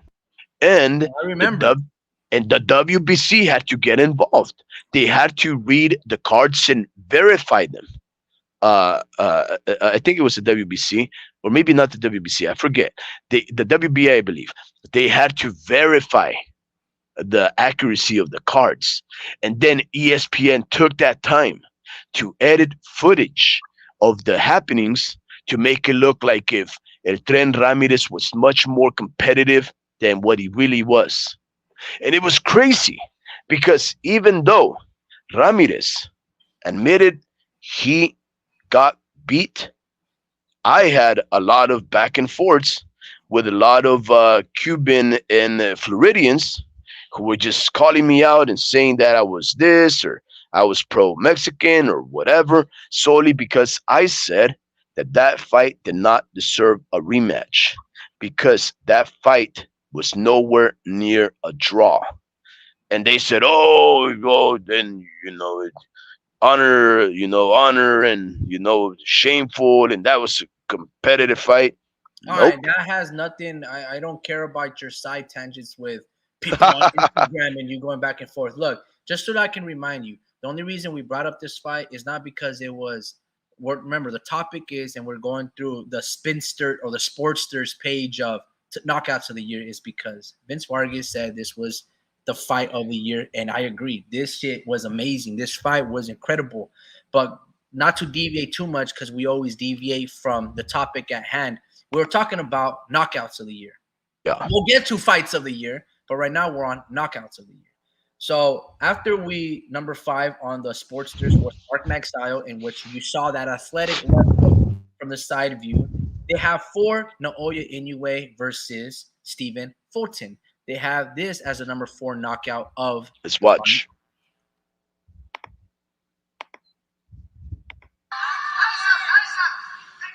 And the reason why Inoue can get there quick with that jab is his phone has a wide stance. His base is so wide. It's really hard to get in and out. Ouch. Oh, huge right hand from the monster. And then he chases him down. Fulton is laid out, struggling to get to his feet. Fulton hurt badly. The monster on the attack. Trying to claim 2 more belts as Fulton trying to grab the ropes. Backed up into the corner.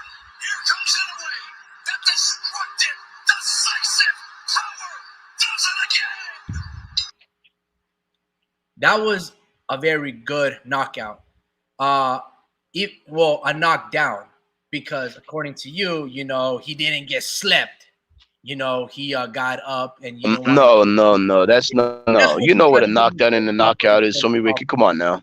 That's what you did with Bud and Spence. He didn't sleep on which one of the knockdowns. It was a TKO stoppage. Same thing here. But nevertheless, this was a very great performance by Naoya Inoue. To a lot of people in the world and boxing fans would say that this is fighter of the year.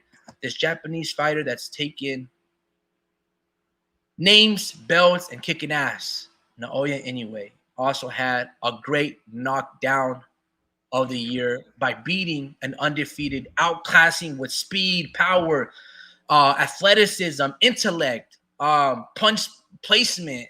Man, if you guys ever go watch this fight and watch it in its entirety, you're going to see some reaching from Naoya Inoue where he's throwing a very stiff jab to the body and he's almost doing the splits. I've never seen, and if you look at his feet and his footwork, it almost looks like he's tearing his Achilles heel.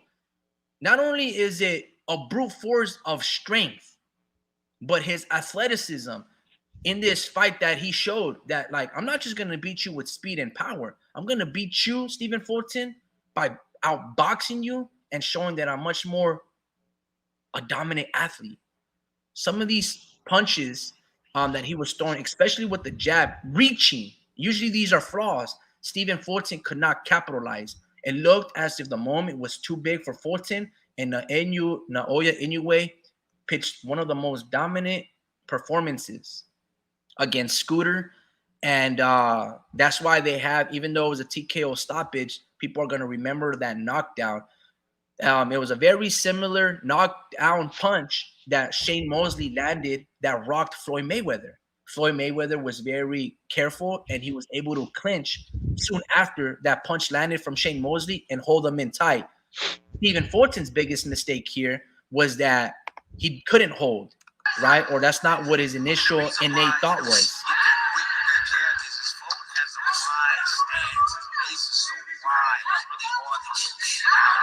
Ouch. The force propelled him backwards, and he lost. He was basically damn near unconscious for a split second.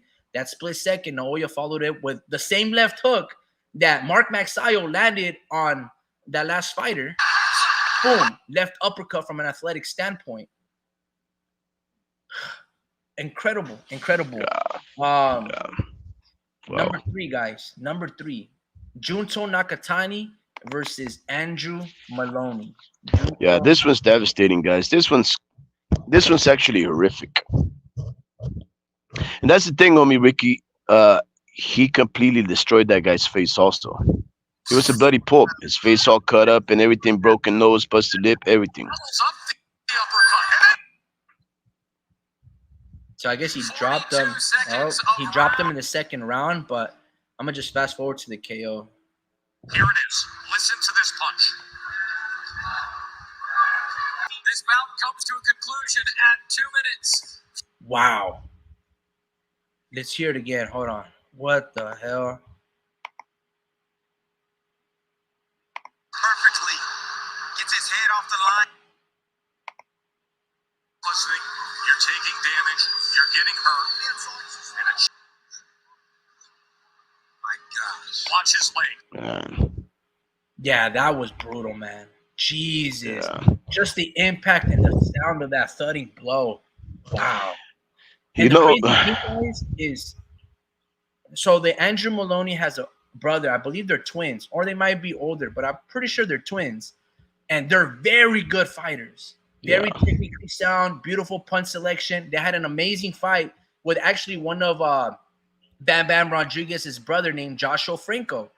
And they fought like 2 or 3 times. One was a draw. The other ones were controversial, and they gave it to Joshua Franco. Anyway, Maloney brothers are really good.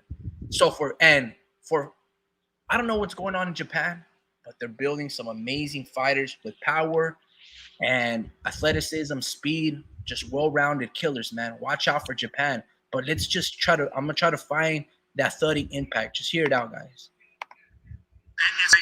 Shawn Michaels would call that sweet chin music.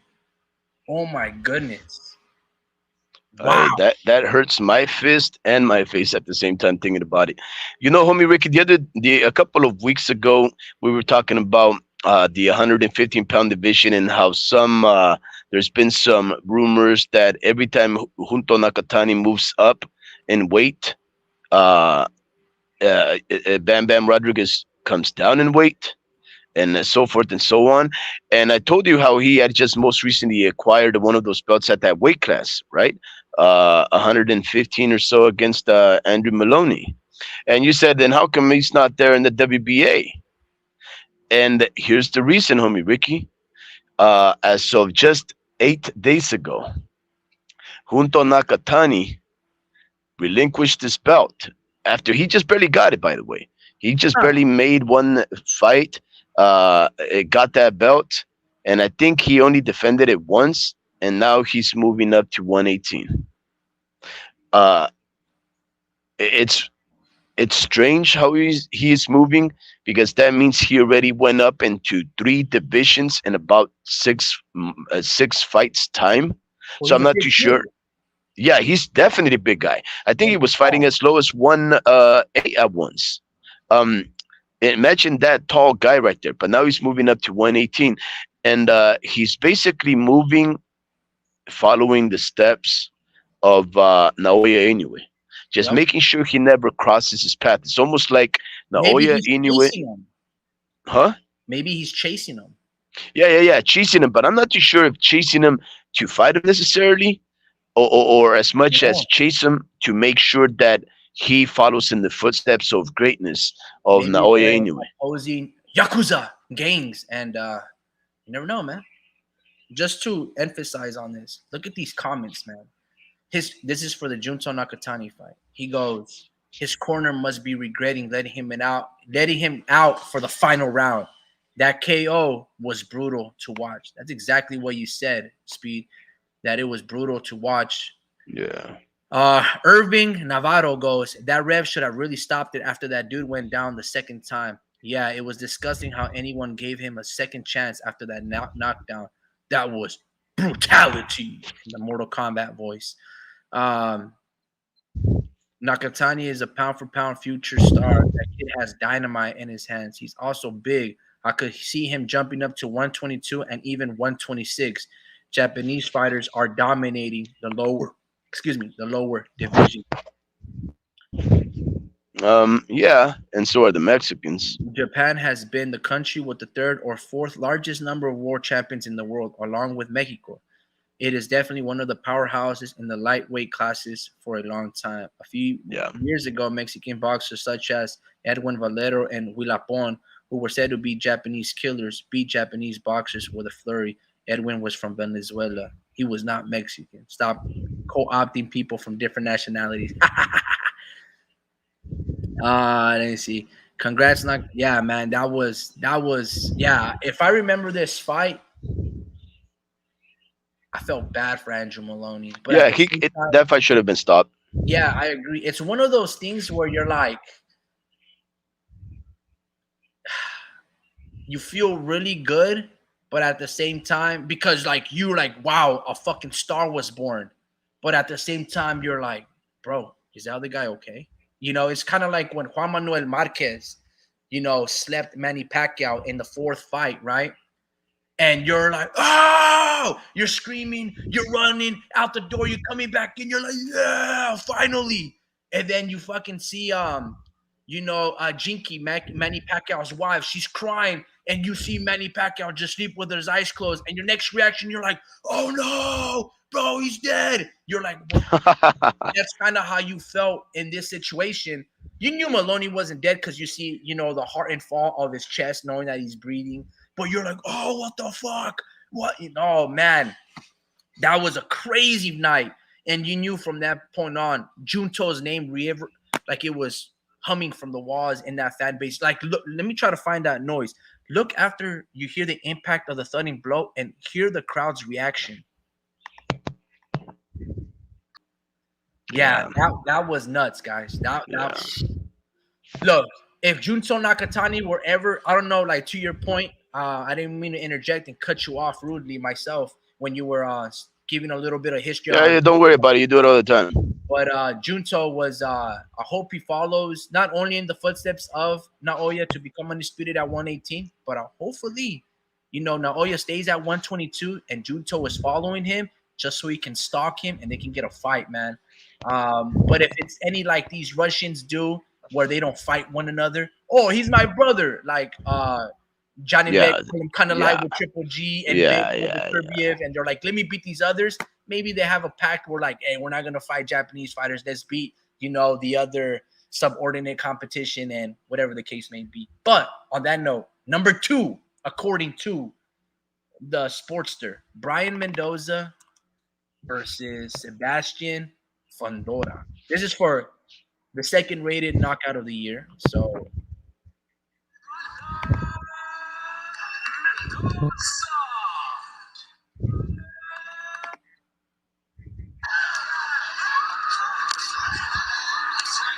ouch.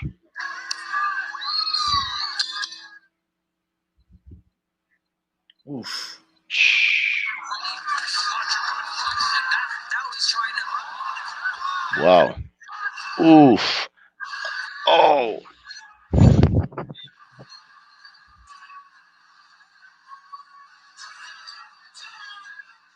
Just poking away, leaves his right hand very Like you said, from the Like I moment said, Showtime highlight suck, man. They suck. Even the camera angles Oh suck. man, where's the replay? Where's the sound? Oh, dude, I hate. Not only that, homie Ricky, the camera angles are so. Maybe this one's a good one. Let's see. now he's trying to. That's not a good one. Nope. But I mean, that Where's fall the is good. central point of view? There was Yeah. a person that recorded that was on ringside with their cell phone had a better view. Yup. And you just see the stupefied split second or two of Sebastian Fundora, and then he just follows it up with a 4. Oh my goodness, and a 3 to put him down. And Sebastian couldn't get up. He was like, "Bro, what happened?" Let Yeah. me try to play it again, man. By the way, guys, kind of like the other one where Speed was talking about how Rafael Espinoza was like a 13-1 underdog. Same here with Brian Mendoza, and he delivered a knockout of the year. I've been playing this one throughout the whole night because I believe Brian Mendoza fits into like fighter of the year, knockout of the year, and stuff like that. But without further ado, number one, right, over Brian Mendoza. And you guys actually mentioned it before as we were talking about the heavyweight divisions and Joseph Parker. Somehow they believe Zhilei Zhang, a knockout of Joe Joyce, part 2, because they fought twice, Yeah. was knockout of the year. Now let's watch it. Sean's gonna have to take the lead. Oh, straight lance from Sean. Does damage and then follows it up with that short right hook. That's the danger of allowing Sean to be first and often. Uh-oh, I think it's right here. Yeah, it's good offense right there from Joe Joyce. Oh God. Oh look. Oh, I don't want to laugh.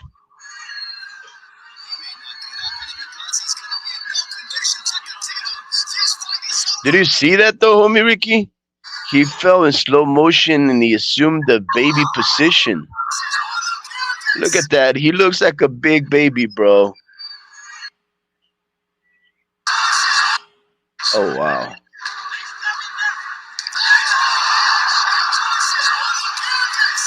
Damn. Ouch. I mean, sorry. Wow. That's a very great knockout and a great moment because, like you said, the way he positions himself, catching himself on his forearms and just go nap time. But it wasn't as impactful as Junto Nakatani because the dude's leg folded backwards and he was just there looking at the stars. Here, he just went Mimi's. You know, he's like, Ani needs. He was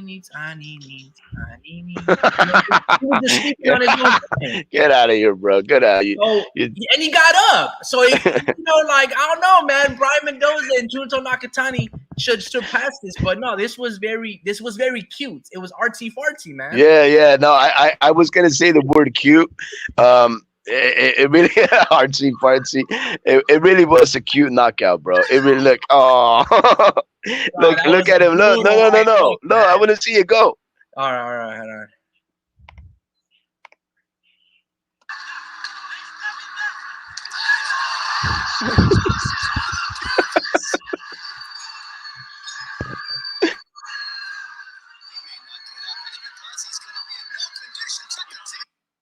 I don't blame Joe Joyce for like taking a nap, man. That was brutal, man. Yeah, that was I know was we funny and laugh, cute. but we're just enjoying and having fun, guys. So, Joe Joyce, if you ever here, bro, we're big fans of you. Thank you for your fight. Yeah, no, I love these guys, man. You I know, love these you know, guys. it's all for we tuned in, brother, and hopefully you got your Yeah. money's worth. But those were the knockouts of the year, man. We can go on Yeah. about another hour of just talking about fights of the year, prospects of the year. But wow, That was fun, homie Ricky. that's why 2023, guys. I don't want to be like such a downer and say, "Oh, nothing's ever gonna be better than that." But guys, you might just want to, for the next 5 days before we start 2024, you might want to just rewatch these fights that we just talked about. For those fighters that you didn't know or hear of, Junto Nakatani, Naoya Inoue, Brian Mendoza, Tim Tszyu, go check them out, man.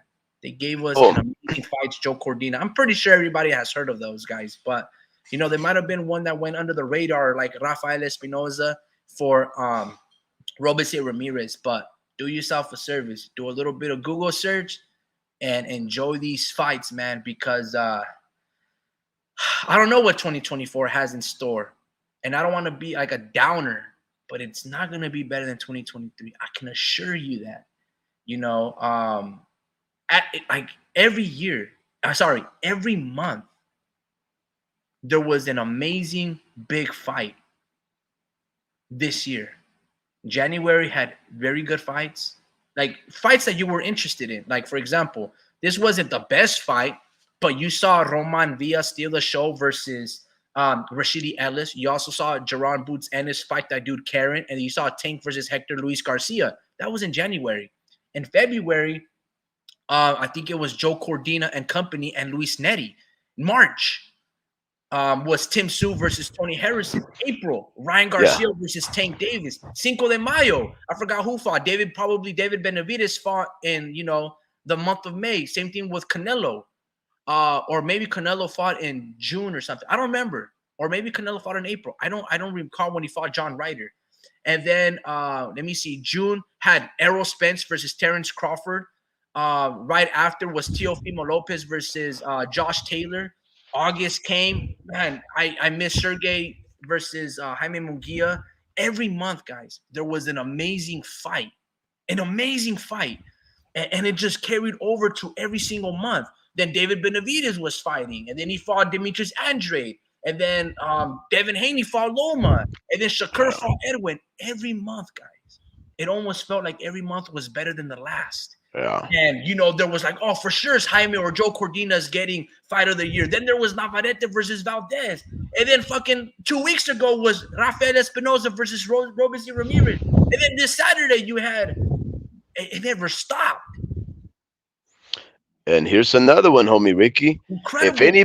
If anybody is subscribed to ESPN Plus, or maybe even without ESPN Plus, if you guys want to look this one up, there was the co-main event to Naoya Inoue versus Marlo Tapales' undisputed affair this morning. There was a fight for between these undefeated Japanese fighters who were fighting for Naoya Inoue's tournament called the Monster Tournament. Basically, they get the best fighters, up and comers, and they put them up together. Seiya Tsutsumi versus Kazuki Anaguchi. Tsutsumi versus Anaguchi, a bantamweight. Tsutsumi record was 9-0 and 2 draws, and Anaguchi's record was 6-0, and they were fighting for a $70,000 purse for the winner, in addition to whatever agreed purse that they had there. And I assure you guys, this was just another fight to include in Fight of the Year for 2023. I know we say that a lot, but this is just another one that I encourage you guys to watch. I don't think you've ever seen a fight like this in your life before. And once you see that fight, you'll understand what I mean. Seiya, S-E-I-Y-A, Tsutsumi, T-S-U-T-S-U-M-I, Tsutsumi versus Kazuki, K-A-Z-U-K-I, Anaguchi, A-N-A-G-U-C-H-I. If you guys have the opportunity, ESPN Plus, just replay the Tapales versus Inoue and go right before that main event fight, and you'll see one of the most spectacular, astounding, jaw-dropping experiences in boxing in the longest of time. And nobody is going to even think about this fight. Why? Because you've never heard of them, or because you can't pronounce their names correctly. But once you see that fight, oh man, oh man, are you in for a surprise.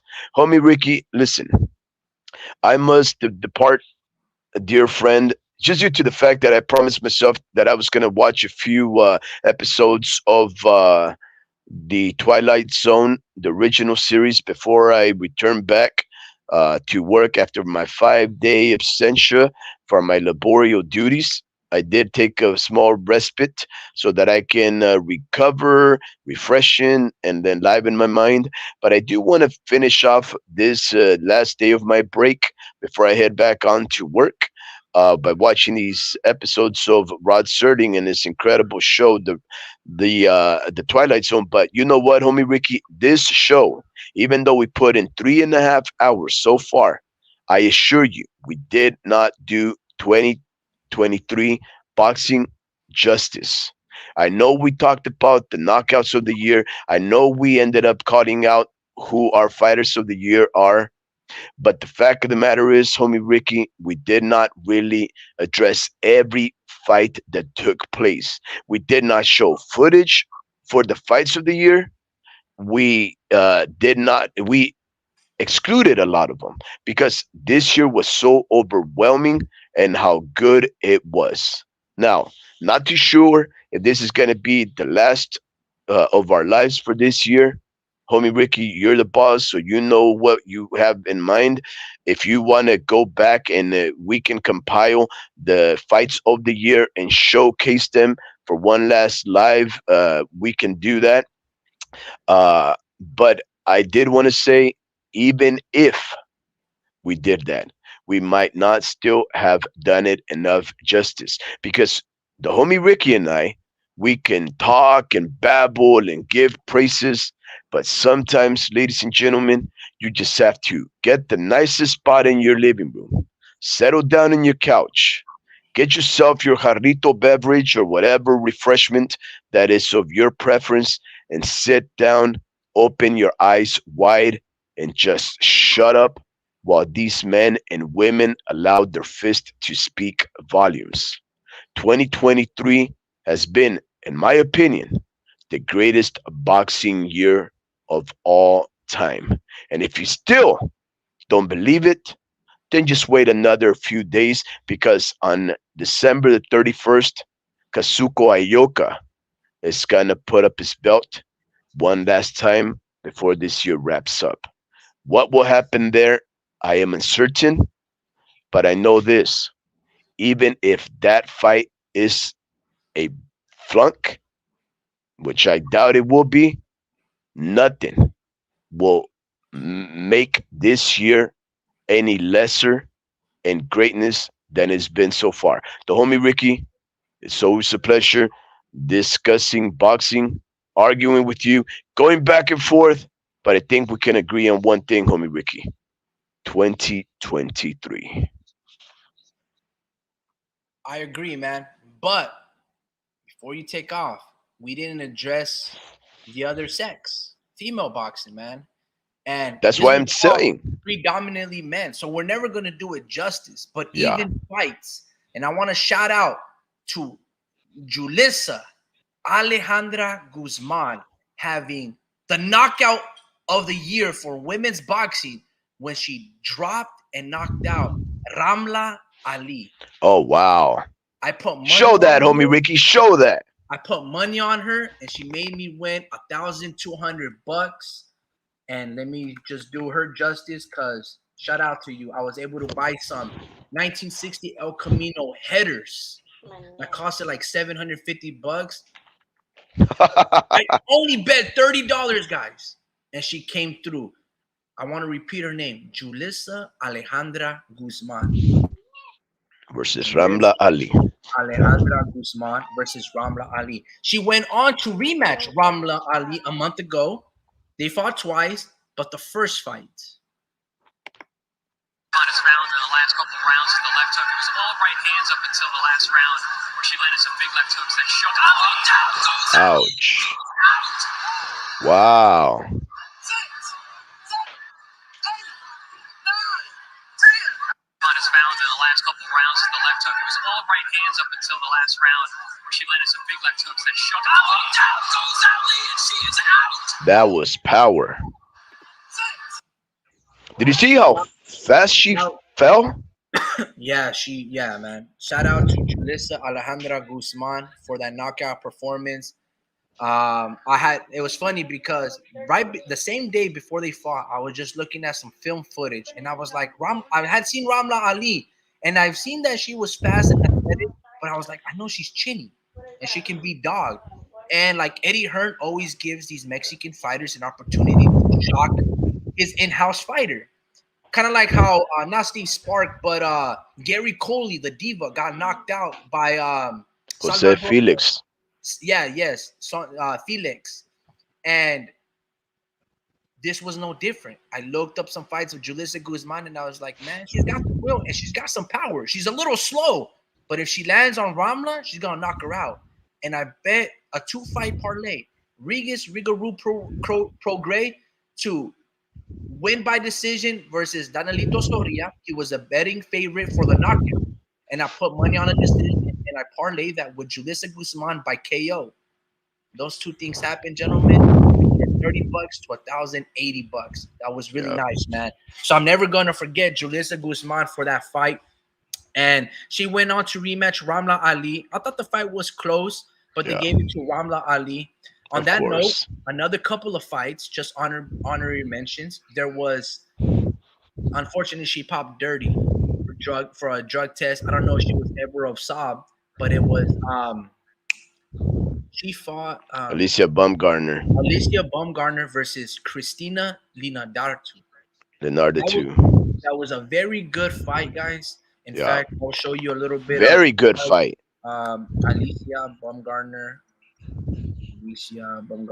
versus Christina Leonardo. It was a very good fight, and I'm just telling you, it was not easy for Baumgartner at all.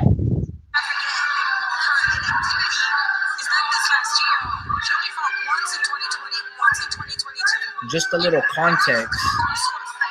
This was Alicia Baumgartner was avenging her only loss early into her career to Christina Leonardo. So this is a rematch after, I don't know, 5 years after the fact.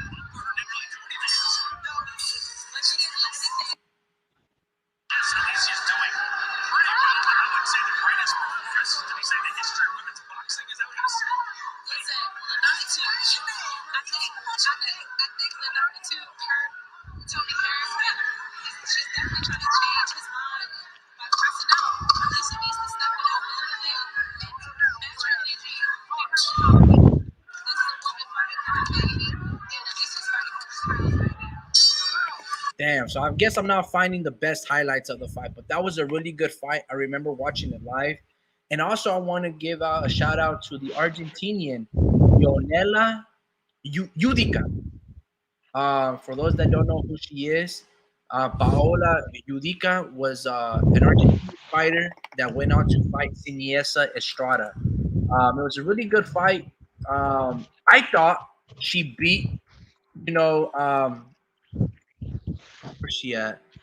Leonela Judica. I thought she beat Siniesa Estrada, but they gave it to the girl from East Los.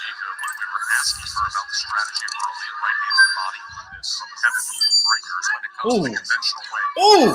Yeah, I remember that one too. You remember that one? Yep. I had the girl from LA losing. Yeah. Or at least looking very bad. And the thing is, they gave it to Estrada when Judica was winning. The highlights made it look like one-sided as a win for Judica. No, it wasn't the highlights because Judica was winning live.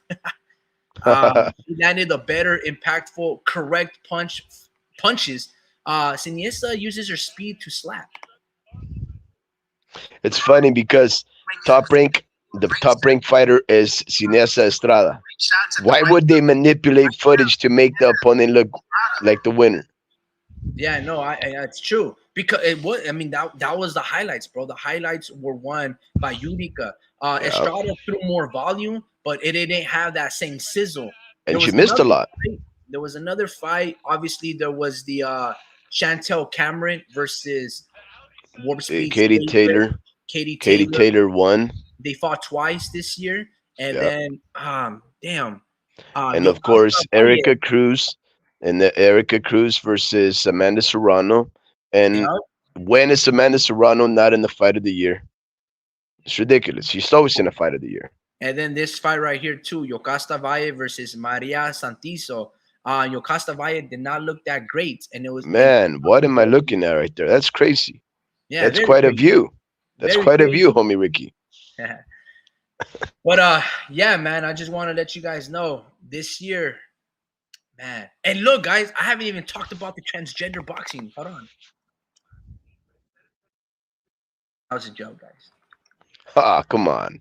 Nah, man. On that note, guys, I am going to miss 2023, guys. Fucking A. Yeah. Very aware of the counterpuncher. Before you take off, Speed, what was I know there's fights of the year, but what was your favorite moment of the year for boxing? Well, you know what, homie Ricky? I am a big fan of the underdog, right? Uh, so I think I would say that it would be either Espinosa, Rafael Divino Espinosa, uh, doing what he did against, you know, against Robesi Ramirez, or even Joseph Parker, what he did against Deontay Wilder. I Ah, love it, homie Ricky, when the world casts you out and deems you a loser before they give you a chance. And I've always said in life, just give me a chance, right?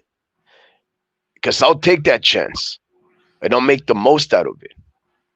That's what I want out of each and every one of our listeners. And they didn't give these guys chances, homie Ricky. They only believed in themselves. Look at Felix, biggest upsets of the year. Absolutely, that was an upset of the year. But that's what I love about the zone and matchroom boxing. They always put up fights that they never give a chance to the underdog, and he proves them wrong. Look at that right there. yeah. So I have to give it up to one of those, homie Ricky. Uh, I love this fight, by the way. Gary Cully is a very good fighter. I like him. He's very exciting. I think he may have arguably barely eked out a win, or maybe lost, in my opinion. The fight that he just had about 3 weeks ago or so. Nonetheless, he's a scrappy fighter. But man, oh man, when is Eddie Hearn gonna learn? When that should be a lesson. When is Eddie Hearn gonna learn? You don't put up a Mexican thinking he's a soft touch. Those guys are gonna upset you forever, buddy. Instead, embrace the Mexican and make them champions. Make them champions and take them all over the world. Allow them to become their own men. Don't just favor the British. Don't just favor the Eastern world. Choose the Mexicans because they will bring the excitement. But I don't know, homie Ricky. Maybe Yeah, Espinosa. he thought he would learn from Andy Ruiz upsetting Joshua. Nope. He Nope. did it with Sandor Felix versus Gary Coley, Julissa Bronco Guzman, Lara. Ali. Who else did he do it with? Fucking Mauricio Lara versus Bronco Lara versus Lee Wood, you know? Yep. And then Josh Warrington. Yeah, and Josh Warrington. Like you would think, bro. Um, with that said, so you're going with Joseph Parker as your favorite moment? Maybe Espinosa, homie Ricky. I think maybe Espinosa. That there was something incredible about a guy who ain't supposed to win and winning in the way he does. Maybe that's uh the guy for me. Got you. Yeah, man. That's yeah, my favorite moment. Um, even I mean, my favorite moment was what I stated earlier with Julissa Guzman. But I guess one of the moments that that'll live with me for 2023, even though I'm a big Errol Spence fan, is how Bud Crawford beat him. I still Yeah, can't get over the fact that he did that, man. Like yeah, I'm a big Bud Crawford fan too. Like I like the dude. Like I know his talent. I bought yeah. his pay per view when he fought Victor Postal. I know where I was at in the time of place. Like I'm a fan of Bud Crawford. I've been watching him ever since he beat my guy Felix Diaz from the Dominican Republic, like in Gamboa. I know how fucking talented this dude is. But I thought it was Spence. I love Spence trajectory. I love his championship fights that he had with Porter, Kell Brook, and Jordanis Ugas. Yeah. And I thought, bro, if there's ever a guy that's been putting on the hard work, obviously Bud is a consummate pro and he's been putting, all the work and 3-time divisional champ, pound for pound. We know that. But I was like, let's go, Spence. Let's fucking seal the deal, big fish. And boy, oh boy, was I wrong. And Bud Crawford gutted him, cooked him, and ran with all the momentum. That moment, that shock and terror, bro. I kid you not. I've never seen an ass beating in that magnitude, at Yeah. that stage, at that skill, Yep. with the world watching. Like, Nope. I mean, I know there might have been prior ones, but it felt like, bro, it felt like a lynching, bro, a public execution, and I was like, holy shit. Another great moment for me, homie Ricky, is to have finally seen Devin the Dream Haney fight my favorite fighter and Vasil Hightech, the Matrix, Nomaschenko.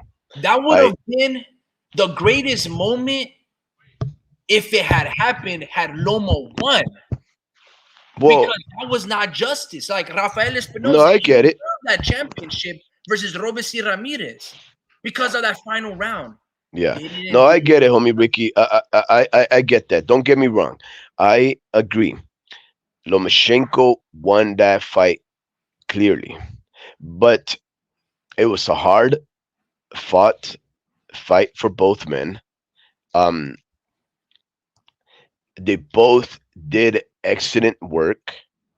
Both of them did every single trick in the book, right? And that was incredible display because you had an older fighter, right, who had just barely come back from being defeated and just barely had gone through some held him back, having fought Jermaine Ortiz and all these other fighters and trying to get himself back up into fighting contention. Uh, and so he's taking this wear and tear, right? And he's obviously already on the down from where he's at. And then you have this fighter that's nowhere as experienced. I mean, in the fight amount, yes, but nowhere as experienced as an amateur or otherwise as Lomachenko, but not by far, really, because he caught up.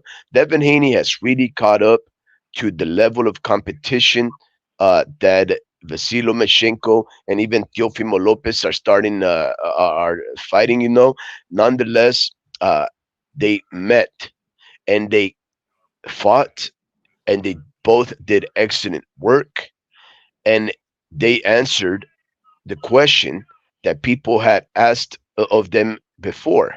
Was Devin Haney a paper champ that never deserved the vacant belt that was granted to him as an email once the political maneuvering of top rank Bob Arum and Vasil Lomachenko decided to call for that franchise entitlement, and instead of fighting what they perceived a no name that brought no value to Vasil Lomachenko at that moment and Devin Haney.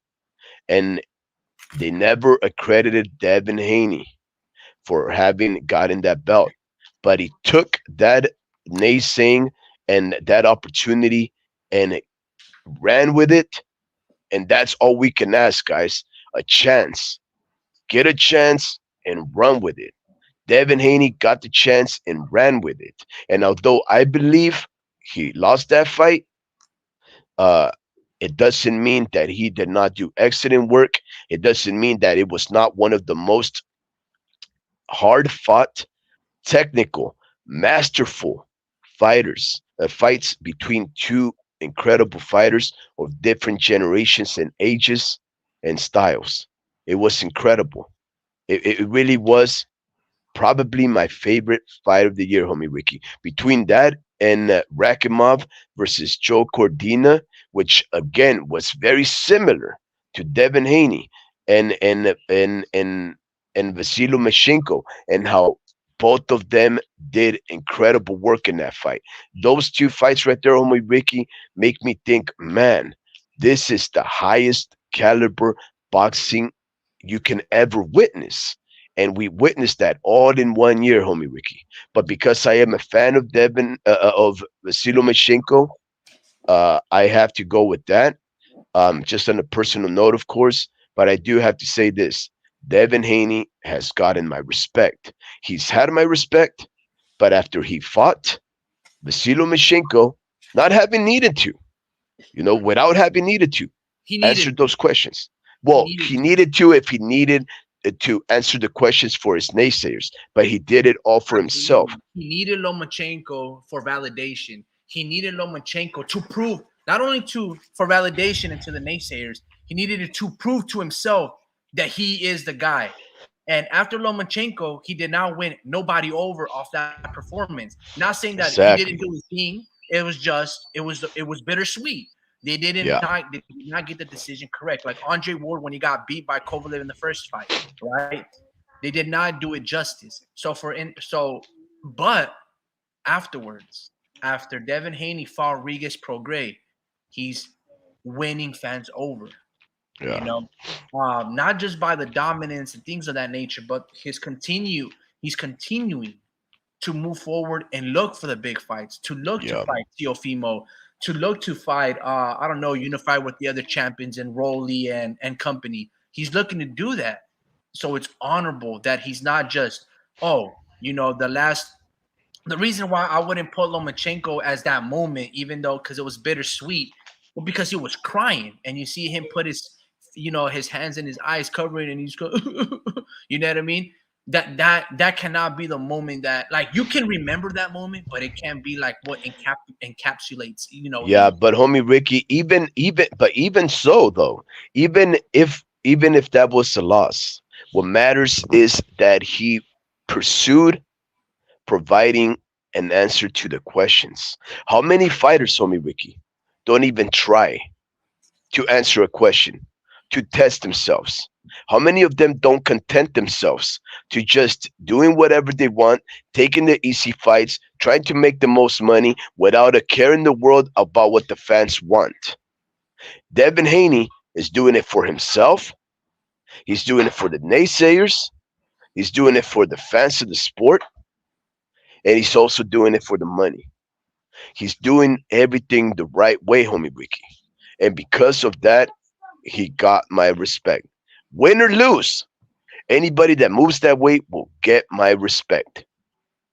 So that's just another one of those fights, homie Ricky.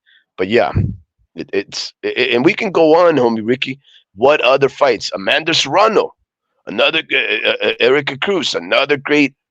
We can go on and on and on, homie Ricky, about what was my favorite moment of the year. But I probably forgot so much about how good this sport was because there was an abundance of greatness that I really can't give you a proper answer. I could probably just give you the most recent No thing in my worries. mind because there's been so much going on. No worries. And we also forgot, just to mention and close out the segment, we also forgot that Bam Bam Rodriguez versus Sonny Edwards is also a contender for fight of the year. I'm telling you guys, Wow. 2023, it doesn't get any better when it comes down to boxing in this year. It was fantastic work from every single level to women's boxing, from bantamweight, featherweight, all the way down, all the way up to heavyweight, hell, possibly even bridgerweight. Yeah. Boxing at 2023 was fantastic. On that note, man, continue to have an amazing Christmas and December holiday. Stay safe, have fun, and we'll probably more than likely see you guys next year. On that note, Speed, thank you for tuning in, man. Have a good night. Get some rest. Watch your shows, and we'll see what the upcoming news is. Hopefully, not only is 2023 ending with a bang. I believe you said Tuko uh, Ayoka. Ioka is fighting to close out the year. Telling you, man, 2023 was that year, bro. Have a Yeah. good night, brother. And Good night, whoever brother. is the last listener tuning in, hopefully it's Mr. Vince Vargas. Thank you for always putting in your input, brother. Thank you for being a loyal person always when we go live, man. I feel like you're always checking in and just shooting the shit with us for a bit. Even though as radical that I could be, man, Vince, salute to you, brother. Blessings to you and your family. And hopefully, that GameStop, the homie Ricky Strikes Back, 10% off that Silent Hill 2 game comes out, and you guys are able to get that deductible off, you guys, man. But on that note, man, shout out to all of you and Mr. GameStop. Vince Vargas was commenter of the year. Yeah, absolutely, man. We're gonna have to wrench him up and give him a mod status. Look, guys, have a good Yeah. night, man. Stay safe, and I'll see you guys next year. All right. Good night. Happy holidays. Happy New Year.